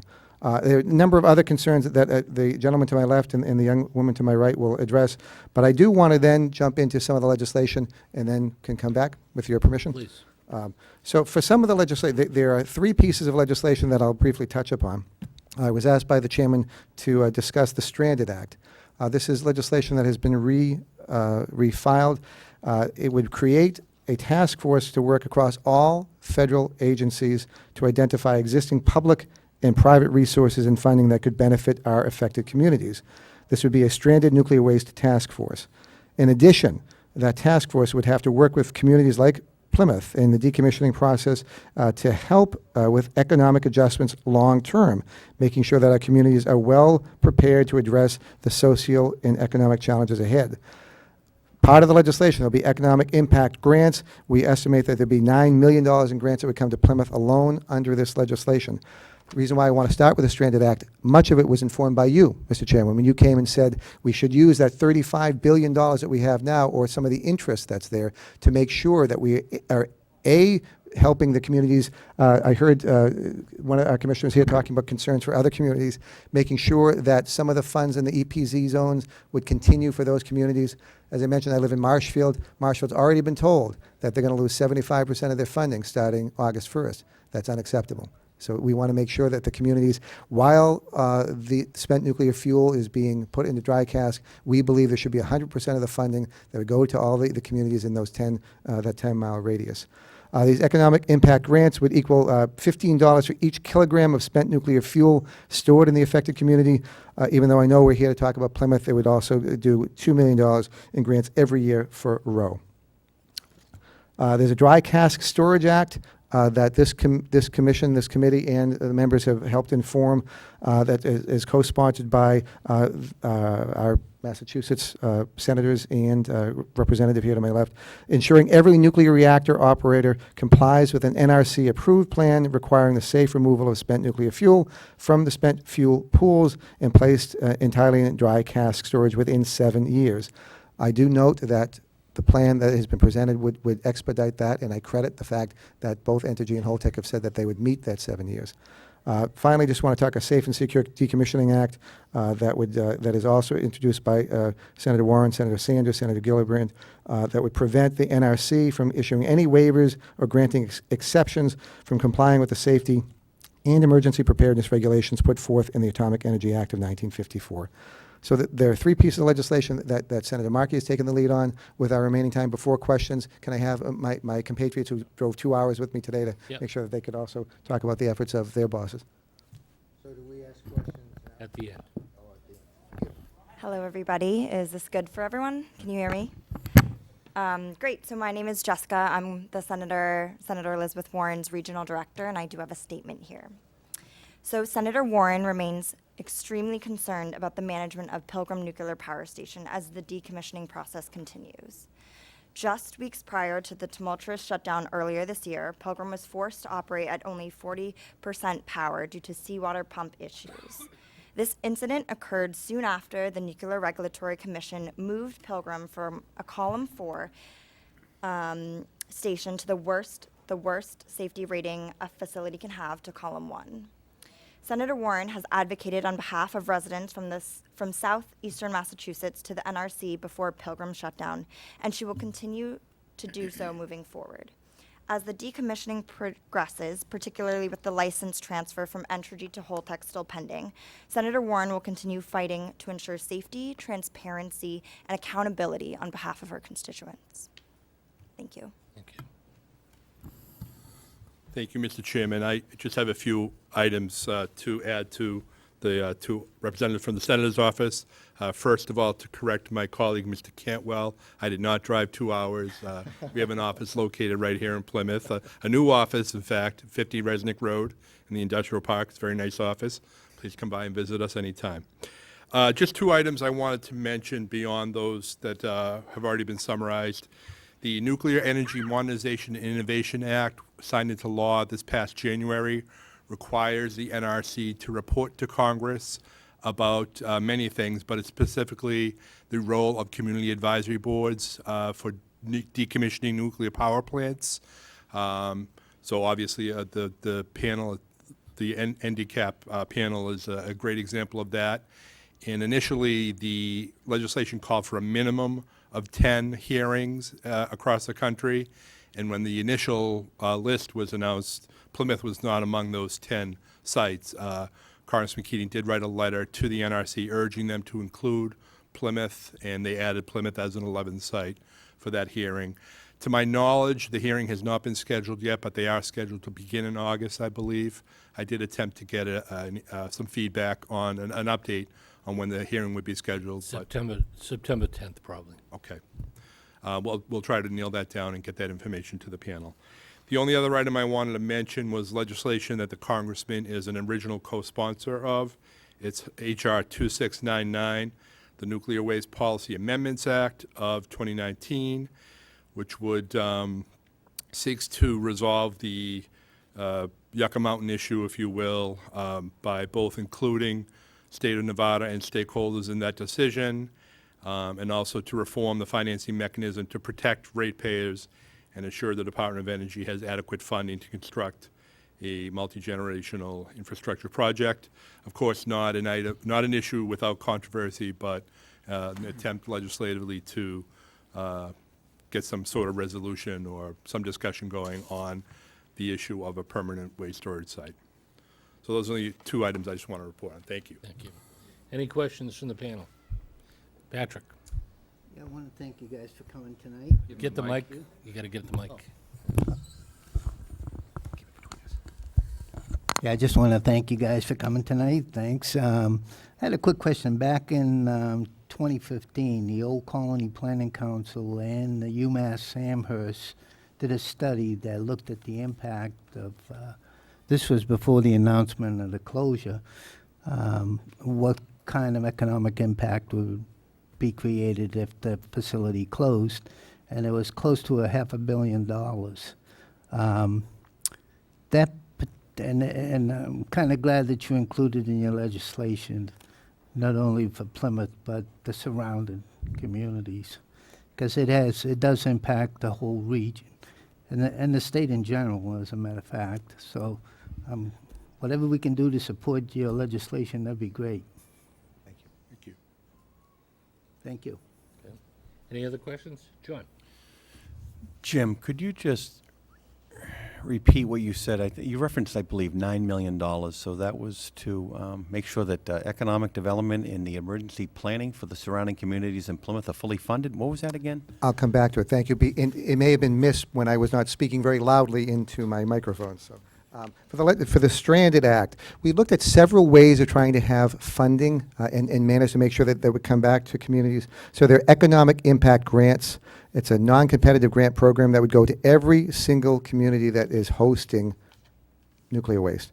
The grant amount would equal $15 for each kilogram of spent nuclear fuel stored in the affected community, which is, by the way, consistent with the rate that's already been established, the impact established under the Nuclear Waste Policy Act of 1982.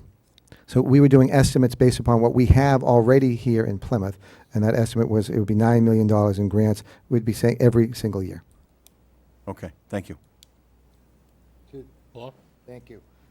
Through the chair. To that end, I think everybody here recognizes the source of that money, the stranded money that's going to be coming back. I mean, we put it in there to begin with. We already paid for it, yeah, So right. Thank you. But I just wonder, has either of the senators' staff been to Yucca Mountain? Because I've been to Yucca Mountain, and I think it's uniquely situated in that it's right next to the Nevada testing ground where they detonated over 900 atomic bombs underground and 98 above ground. So for dry cask storage to go to Yucca Mountain would be the green neighbor there. And has We like the either of term. the We got- senators pushed for what we've been putting money into for decades? So Paul, that's your amendment to the Green New Deal, is to make sure that Yucca Mountain, part of the Green, Paul's amendment would be. Yeah. Okay. Any other comments from the panel? Kevin? Thank you all for coming. Great to see you again. Same request I made of the state legislative delegation. If you could share the contents of the legislation with our chairman so we could distribute it to us, it would be greatly appreciated. And thank you again for everything you're doing. Absolutely, and we'll share that, and there were 9 other points that we had of concerns that I think you've informed us of them, so we'll be just repeating them back to you, but they are things that we want to share with Joe and with the folks from HOTEC. Joe Lynch, just looking at reading, I know we haven't met, I guess, before, but just to make sure, things that we want to make sure get addressed in that memorandum of understanding prior to the license action by the NRC. Absolutely, and let me also add my thanks. You guys have been great. There's a number of variations on what Jim was talking about, and to your point, Paul, about the source of the monies. So I think we're pretty all aware that with Yucca not having been completed, there's about $35 billion sitting in the Department of Energy, a trust fund, of which about $5 billion of that is interest. If you were to take the $9 million that's calculated in this and multiply it out by 60 communities that are impacted and, in fact, de facto waste sites, that doesn't even come close to what the interest is each year on the $30 billion. It is a negative, I should say it's a neutral funding issue for the federal government to do this. One of the other things, as much as we had pointed out with Senator DiMacedo and Representative Muratori, there is a broad base of support for this approach because something in the neighborhood of 52 U.S. senators have this problem in their states as well. So this is bipartisan. This is revenue and funding neutral, no additional taxes. And quite frankly, it's good for the industry because the number of exemptions that need to be filed for things like paying their payments in lieu of taxes out of decommissioning funds and other exemptions that'll be filed don't need to be filed because the communities will be getting economically whole, at least even, for the amount of money that we all thought back when it was originally licensed there would be a central repository. So thank you in particular. Just great job in your office. Any other comments? Hearing none, thank you very much for coming. We're going to have a late entry. Many of you may have seen recently that Suffolk Downs closed, and there used to be late entries at Suffolk Downs. And Jim, I'm sure you remember at the Marshfield Fair, sometimes there'd be late entries. We have a late entry that I have to apologize. Joe is going to give us a brief update, and we're going to slip into this time slot now. Thank you, Mr. Chairman. As mentioned at the last meeting, I think it's imperative that at each meeting we provide an update on decommissioning because we're there now. So up to this point, we've been informing you on our progress to get to the end of plant life and then our eventual transition. So I appreciate the opportunity, Mr. Chairman. As reported at the last meeting on June 20th, the day after our last meeting, we did have our employee separation day. We indeed did separate 262 employees from Pilgrim Station. Happy to report that 60 did accept new positions at Entergy, which have either occurred or are about to occur. And then a follow-up, which I think is really important, is that we have been very engaged with the Massachusetts Department of Labor Displaced Worker Division, as well as the Federal Department of Labor, and have provided a number of opportunities for our employees to seek additional training, additional compensation, a number of different avenues that I really want to emphasize the thanks that we have for the Commonwealth and the federal government in helping us with that. As of yesterday, 220 employees have taken advantage of that. So a very successful turnout. And we continue to engage, so we're not done. Our goal is to continue to help our employees going forward. As far as a regulatory update, really nothing significant, certainly no significant rulings. We continue to receive approvals from the Nuclear Regulatory Commission. On June 21st, they did provide us with a decision that we would be able to back away from certain Fukushima orders that are no longer applicable now that we're shut down and decommissioned. And also, significantly, now that we're shut down, it changed some of the license operator statuses. Their licenses are now different. They're certified fuel handlers, so we needed an NRC approval for that, received that on June 26th, and we informed them that we had accepted that. As far as dry fuel storage is concerned, I did report at the last meeting that we were very close to starting construction on that second ISWSI pad that I think we've described many times over the last year or so. I'm happy to report that we are now officially under construction. Last time I reported, we were doing a lot of erosion controls and getting ready. We are now moving earth, so I guess that officially means that have commenced construction, and that's ongoing. And I'll be happy to report in the future with perhaps some photographs of how we're doing with that.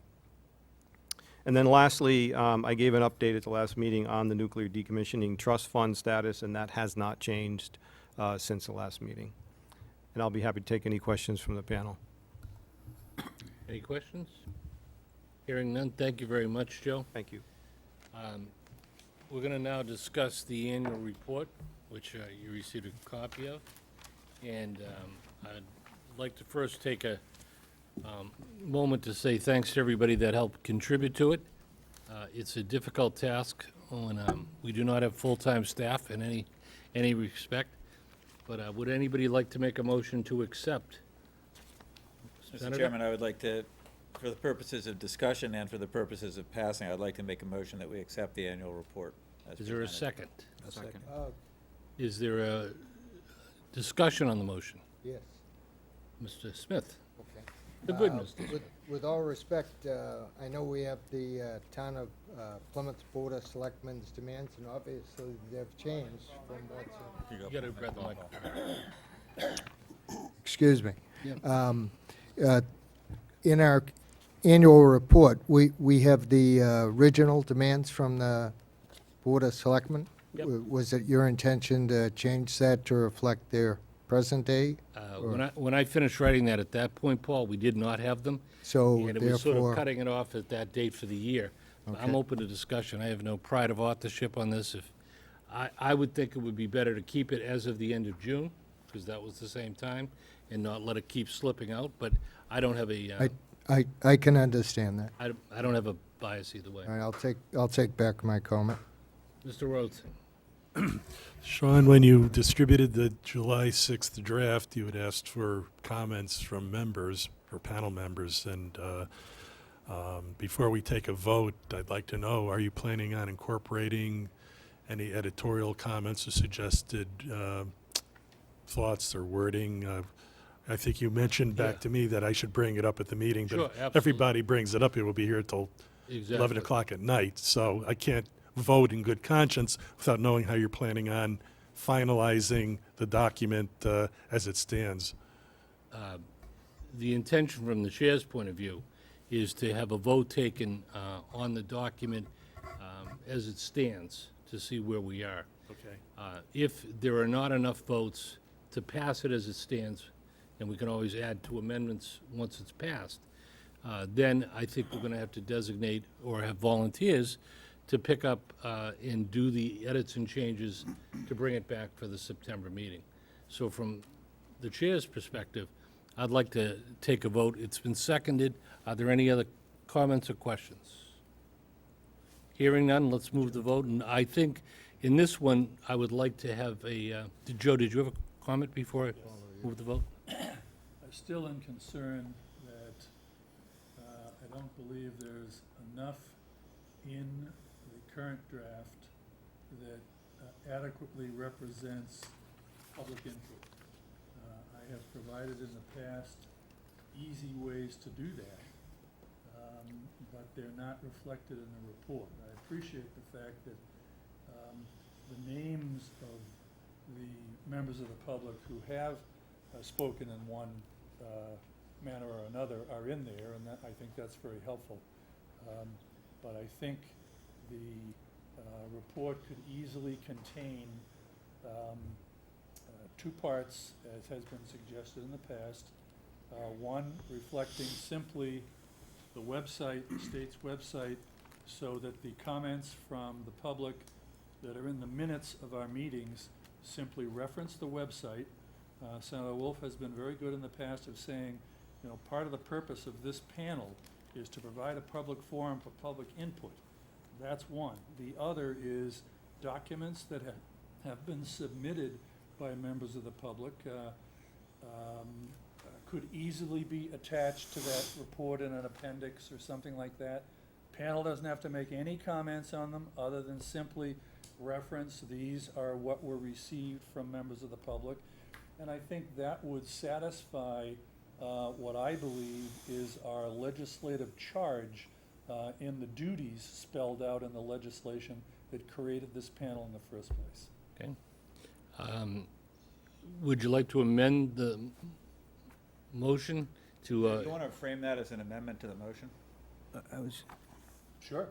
And we could also include yours if you I was wanted going to suggest Rick. we include, Rich's. through you, Mr. Pat? Chair. actually, I was going to say, would it be appropriate to include all the minutes from the past That is, minutes? that's noted an in there that you can appendix? look On the directly to the website. website. So the link is right there. Okay. So as I understand it, the amendment would be that the formal submissions from public input be included as an appendix, as appendices, and other relevant. Or as a link, depending on what the convenience is. Whatever's easiest. Okay. And that's one. And the other is the comments provided by the members of the public at our monthly meetings simply be referenced, that they can be found Yep. in the link to the state's website in the minutes that are on that site. I think that's a great amendment. That's acceptable. Richard, did you want to amend it as well? Well, I'm not sure I want to amend it. I was raising more of a question at the time. I don't know how many people provided you with comments or input on the July 6th draft, but if 7 people commented or 8 people and you got 2 comments from each person there, is it a big effort for you to just incorporate them if they're appropriate? I guess with open meeting law, you're not allowed to circulate everything. This is where we have to discuss it. Yeah, so again, I had two comments that were pretty simple and self-explanatory. I don't want to take Yeah, I don't, 10 minutes to review them here, but it would take maybe 2 minutes to add it to the report if you, I'm just using myself as an example. I would add your comments as an addendum if it was me. Okay. That's how I just put Okay. them in there as an addendum. But our other commenters, comments that you receive, are they that state where it That could be was an it. addendum too? That was it. There was broad-based support for the document as it was, so, yeah, Kevin? Just to follow up on Rich, I would add to the amendment to include the updated list from the selectmen. Okay. Other than that, I don't Absolutely. think there are any Yeah. other amendments to offer. I agree with that. Joseph?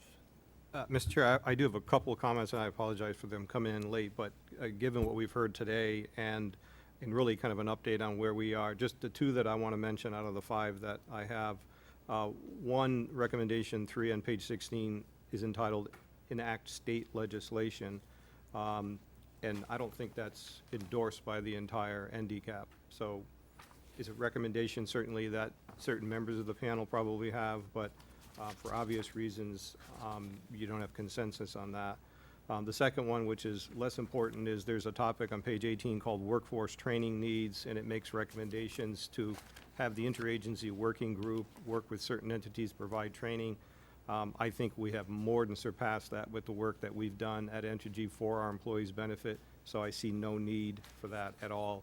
The last one I'll mention is just a wording change. There's, in a paragraph that summarizes the AG's filing before the NRC for hearing requests, the words are in citing serious concerns with the health and safety and financial risks raised by the proposed deal. I read the whole thing. The only place where the word serious was used is in the context of the AG having serious questions, and it's only related to financial assurance and has nothing to do with health and safety of the plant. So those what I would offer as comments that, if taken a vote, I couldn't support it as written right now. Okay, Just to your comment on workforce training, since that was my committee, I would have no objection to taking that section out, given the updates that you've given us. Yeah, appreciate that very much. Thank you. Are there any other objections to what Joe has mentioned in terms of what he would like to see changed? So my understanding is to remove the word serious from concerns, or to replace the word concern with the word question. Serious questions or concerns. Yeah, the serious questions were in regards to financial assurance, not safety or public health and safety, which is the way the sentence is read right now. So when I read it, I didn't remember seeing that in the AG's filing, so I went through and did a word search and found the word serious, but it was only concerned with them having serious questions about financial insurance. And I think that's very fair. I mean, they've been very outgoing about that. So, does anyone have any concerns with Joe's edit stated? No. Okay, so that would be are you sort of keeping track of this? Well, we'll have to do it out of the minutes probably, but, okay. With that, as amended, is there a second on the motion? I'll second. Second. Any further discussion?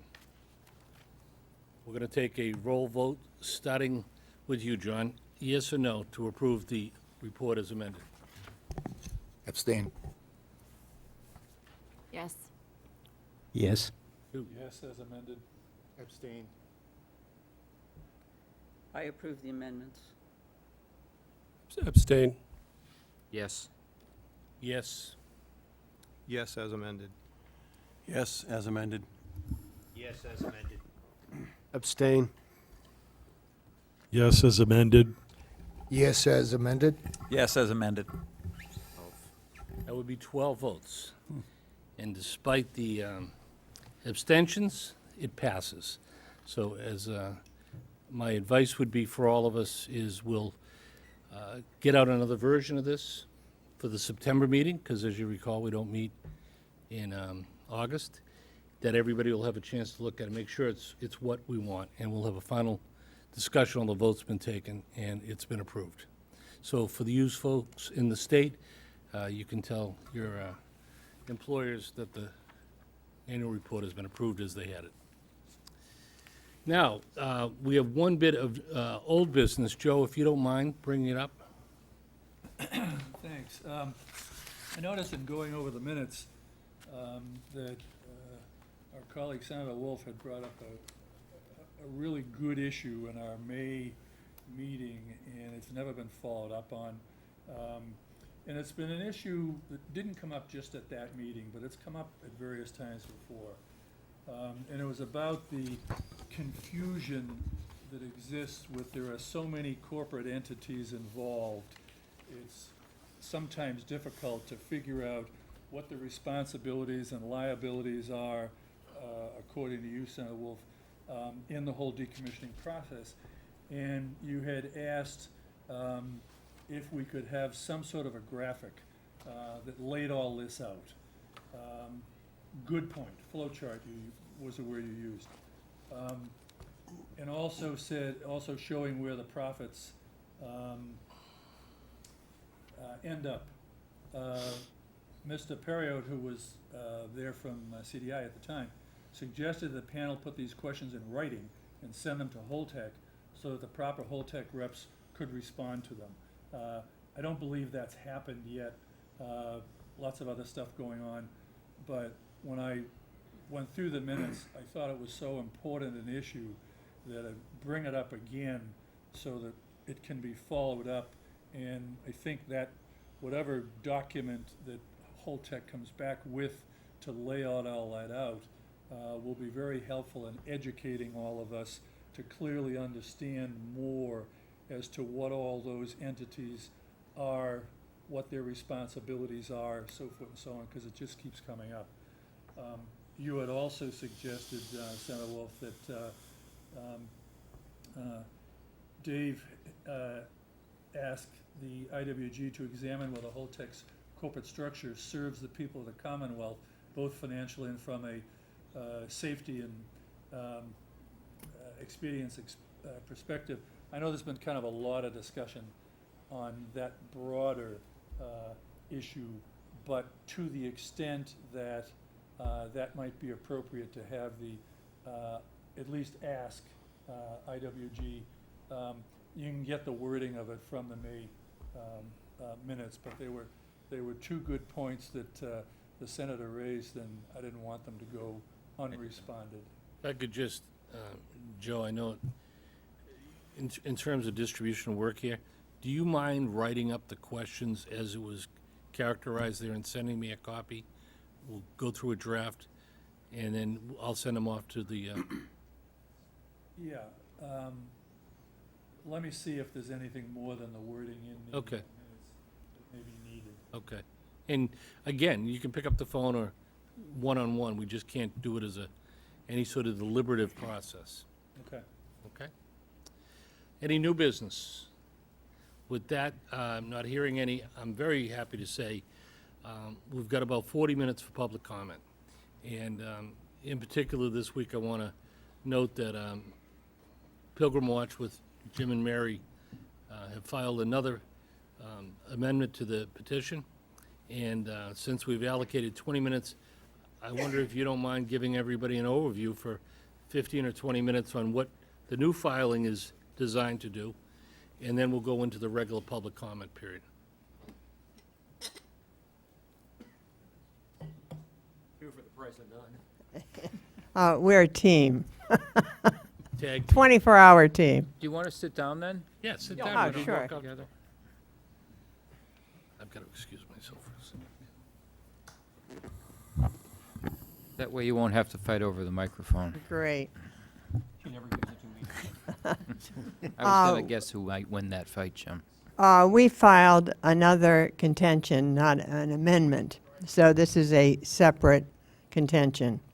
And the contention actually started when we read that at Oyster Creek, where Holtec and SNC Lavalin are going to do the work, that some of the local people brought forward various examples of malfeasance of both parties, Holtec and SNC Lavalin, forward with many press reports from Canada, from around the world, from the United States, from bribery to misstatements to lying, and the list went on. The response from NRC was what got our contention going. Their response was they didn't deal with these character issues. Instead, they were concerned with financial responsibility and the technical capability of the parties, not these character issues. And it struck us that, you know, I'm sure Brian Sullivan, when you hire somebody, you look into their security record, etc. And so you have people that are trustworthy, of quality. And so, in essence, we're not saying that they're liars, that they're cheats, that they bribe, etc. We're saying there are reports of this.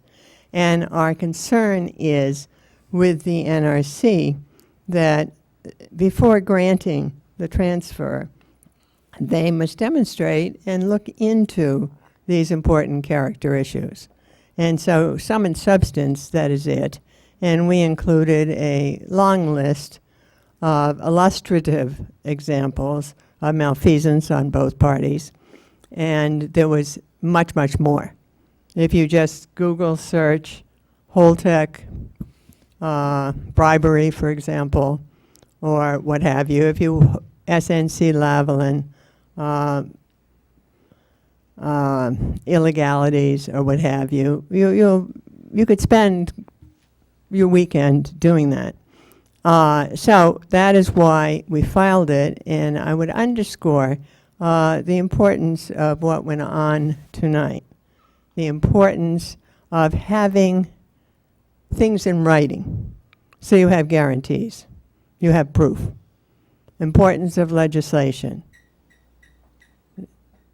and particularly with some of the background that, you know, if you lose trust and confidence over quite a few years, it takes quite a bit to get it back. So we hope that this contention will go forward and it will get NRC to do its job. And we listed requirements and regulations in the NRC that indicate that they were remiss in what they did at Oyster Creek, and we don't want to repeat performance here. Just to pick up on one of her last statements, it was that the NRC, in my view, and hopefully more people's view, has an obligation as part of when it decides what it's going to do, to whom is it going to grant a license, what is it going to approve, to look into the character, trustworthiness, and reliability of the people who are going to be involved in doing the work that the NRC is effectively approving. There is a great deal out in the press that raises serious questions from the past. Obviously, everything in the press is in the past with respect to Holtec and SNC. We're obviously not in a position to follow this up and find out whether these multitudinous press releases are right. We think it's the NRC's job to do so. So what the contention says is you cannot approve this license transfer until you've looked at this and have determined that the people you're basically turning loose to decommission are trustworthy, have good character, are reliable, and you're not creating a public health and safety problem by letting them go forward. It's the NRC's job. We're suggesting maybe, just maybe, the NRC might do its job. Thank you. Now we'll start the regular public comment period. Do you want us to pick at our comments first since we're already here? Or just? It's fine, but I want to get a show of hands Okay. so we get the amount of time. Who would like to make comments? Diane, 1, 2, 3. I only see 3. Is it only 3 tonight? How about that? Excellent. In which case, everybody's going to get 5 minutes, and we're going to finish 15 minutes early. Fire away, Jim. Okay, first, I had a question basically for David, who hopefully has more information on it than I do. There's been a lot of talk at the previous meetings about settlement discussions between the Commonwealth and Holtec. Do you know whether any written proposed settlement has been provided by the Commonwealth to Holtec? Yeah, I think I spoke to that last meeting, and we aren't able to confirm whether anything in writing has been provided. Okay. Only that we're in communications, we're open to communications, and our goal is to reach some sort of agreement with Holtec and Entergy that best serves the interests of the Commonwealth. And I guess sort of a follow-up on that, presumably then when something goes out, it will have been approved by some group at some level in the Commonwealth. Who would that be? Well, the The interagency work group has representatives from various state agencies, and it's primarily led, as I think we saw when Chief of Staff Rebecca Ullman came out and spoke to us all. It's really led by EEA, and we're working closely with the AGO on talking with the companies. So ultimately, if anything gets approved, it would go through that route. It would have to be acceptable to the AGO, and it would have to get routed through Environmental Affairs and then ultimately to the governor. Okay. And then just one more comment. I listened with a great deal of interest to Ken Tavares's list of what's been characterized as demands. I think that's frankly putting a little more fire in the term than it really deserves.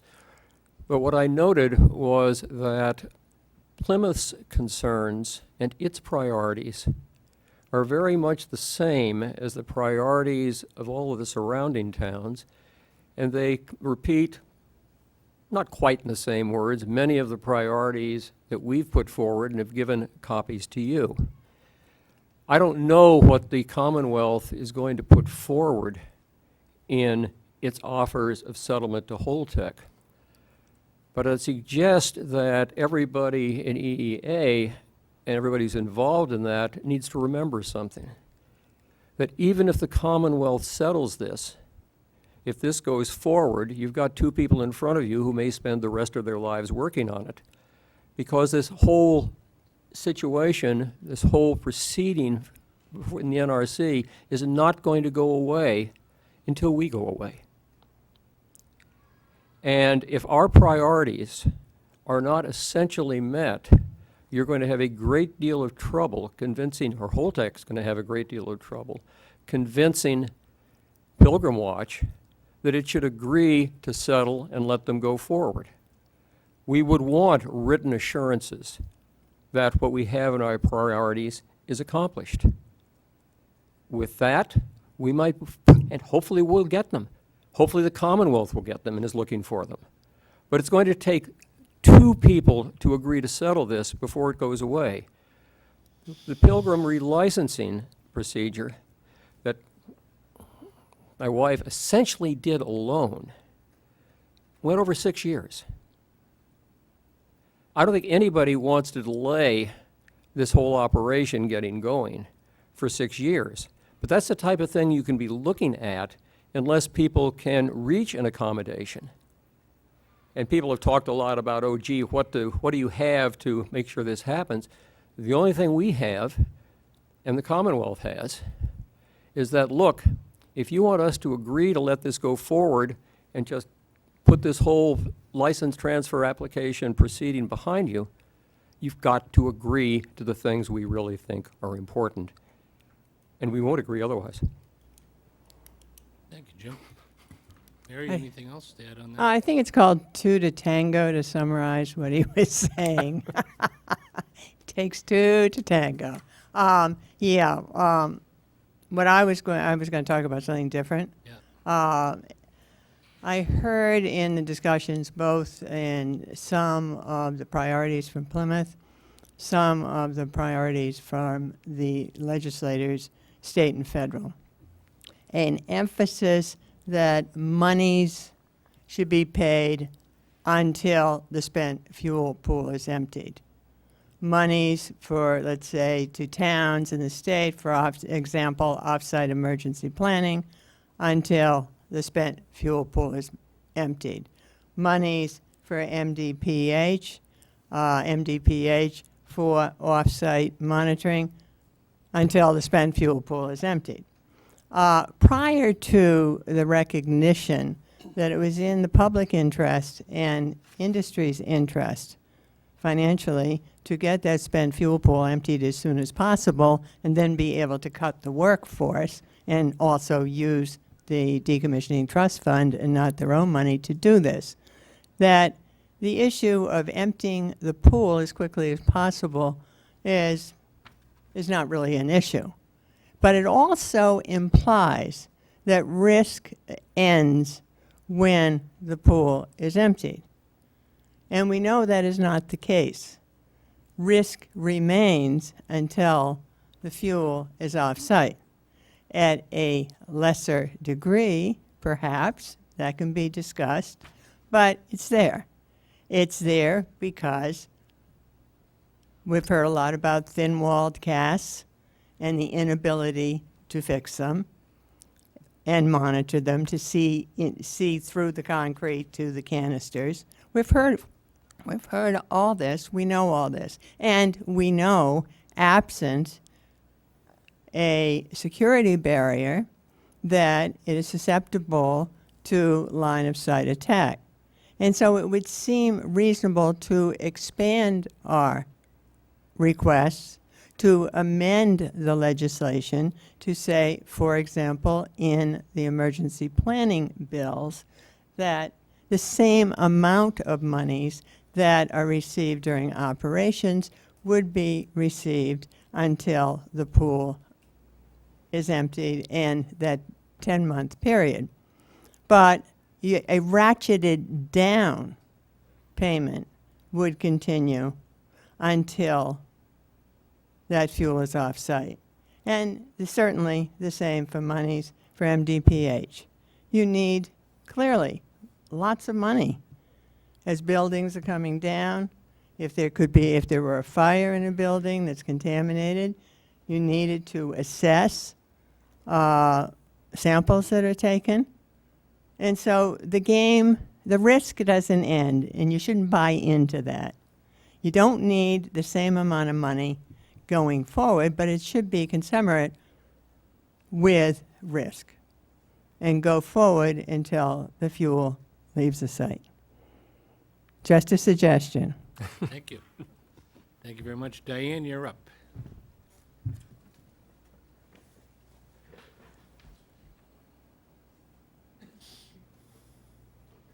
Hi, thank you. I just wanted to make two comments. One was, Hold the maybe microphone. a few more, sorry.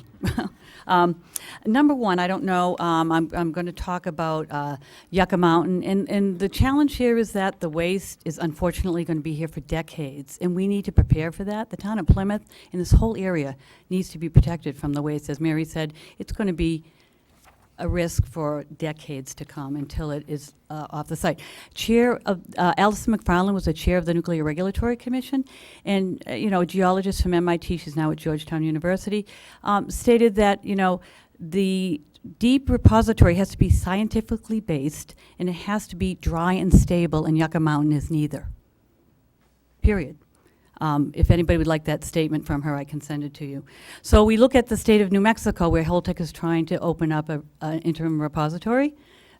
It's not going to happen. The state of New Mexico is fighting that, and in fact, this is a letter to Holtec from Commissioner of Public Lands Stephanie Garcia Richards, and she says, I write my safety concerns and to address several misrepresentations that Holtec has made to the NRC and New Mexicans about its control of a proposed disposal site. Entergy is being dishonest in New Mexico. It's not going to happen. She said, I'm deeply concerned about the misrepresentations Holtec has made to the NRC about purported agreements and restrictions regarding mineral license at the site that do not exist and may very well never exist. So the state of New Mexico is fighting the promised land of nuclear waste disposal. We need to be paying attention to what's happening here in Plymouth, in this whole surrounding area. So I did get, so the issue with Cape Town Windows is we want the waste out of the pool quickly and into dry casks. But what's happening with that too? I asked last time for Holtec to tell me what revision Amendment 14 was and what it is, and they did send it to me, which I appreciated very much. It is to reduce cooling time. Well, now, the waste is supposed to cool for 5 years before it goes into casks. Now it's down to 3 years. Well, the proposed change is to reduce the cooling time to 1 year. And why is that? Because it allows fuel assemblies with less than 2 years cooling time to be stored to support decommissioning of affected plants in a timely manner. The reduced cooling time will facilitate efficient decommissioning of plants. It's going to save them money to get that out of there fast. But is it safe? So cheap and fast is not safe, and we need to pay attention to that. And I also want to ask, didn't the Nuclear Regulatory Commission, Mr. Lynch, or Mr. Smith, didn't the Nuclear Regulatory Commission just allow Entergy to use the decommissioning trust fund for spent fuel management? Did you get that? No, that has not exemption? been Not yet? approved by the NRC. Okay, not yet. Okay, you'll be getting it soon, because they're planning to codify that as a rule so that the corporations don't have to keep filing. And finally, talking about the spent fuel facility now at Pilgrim, Mary mentioned the line of sight attack.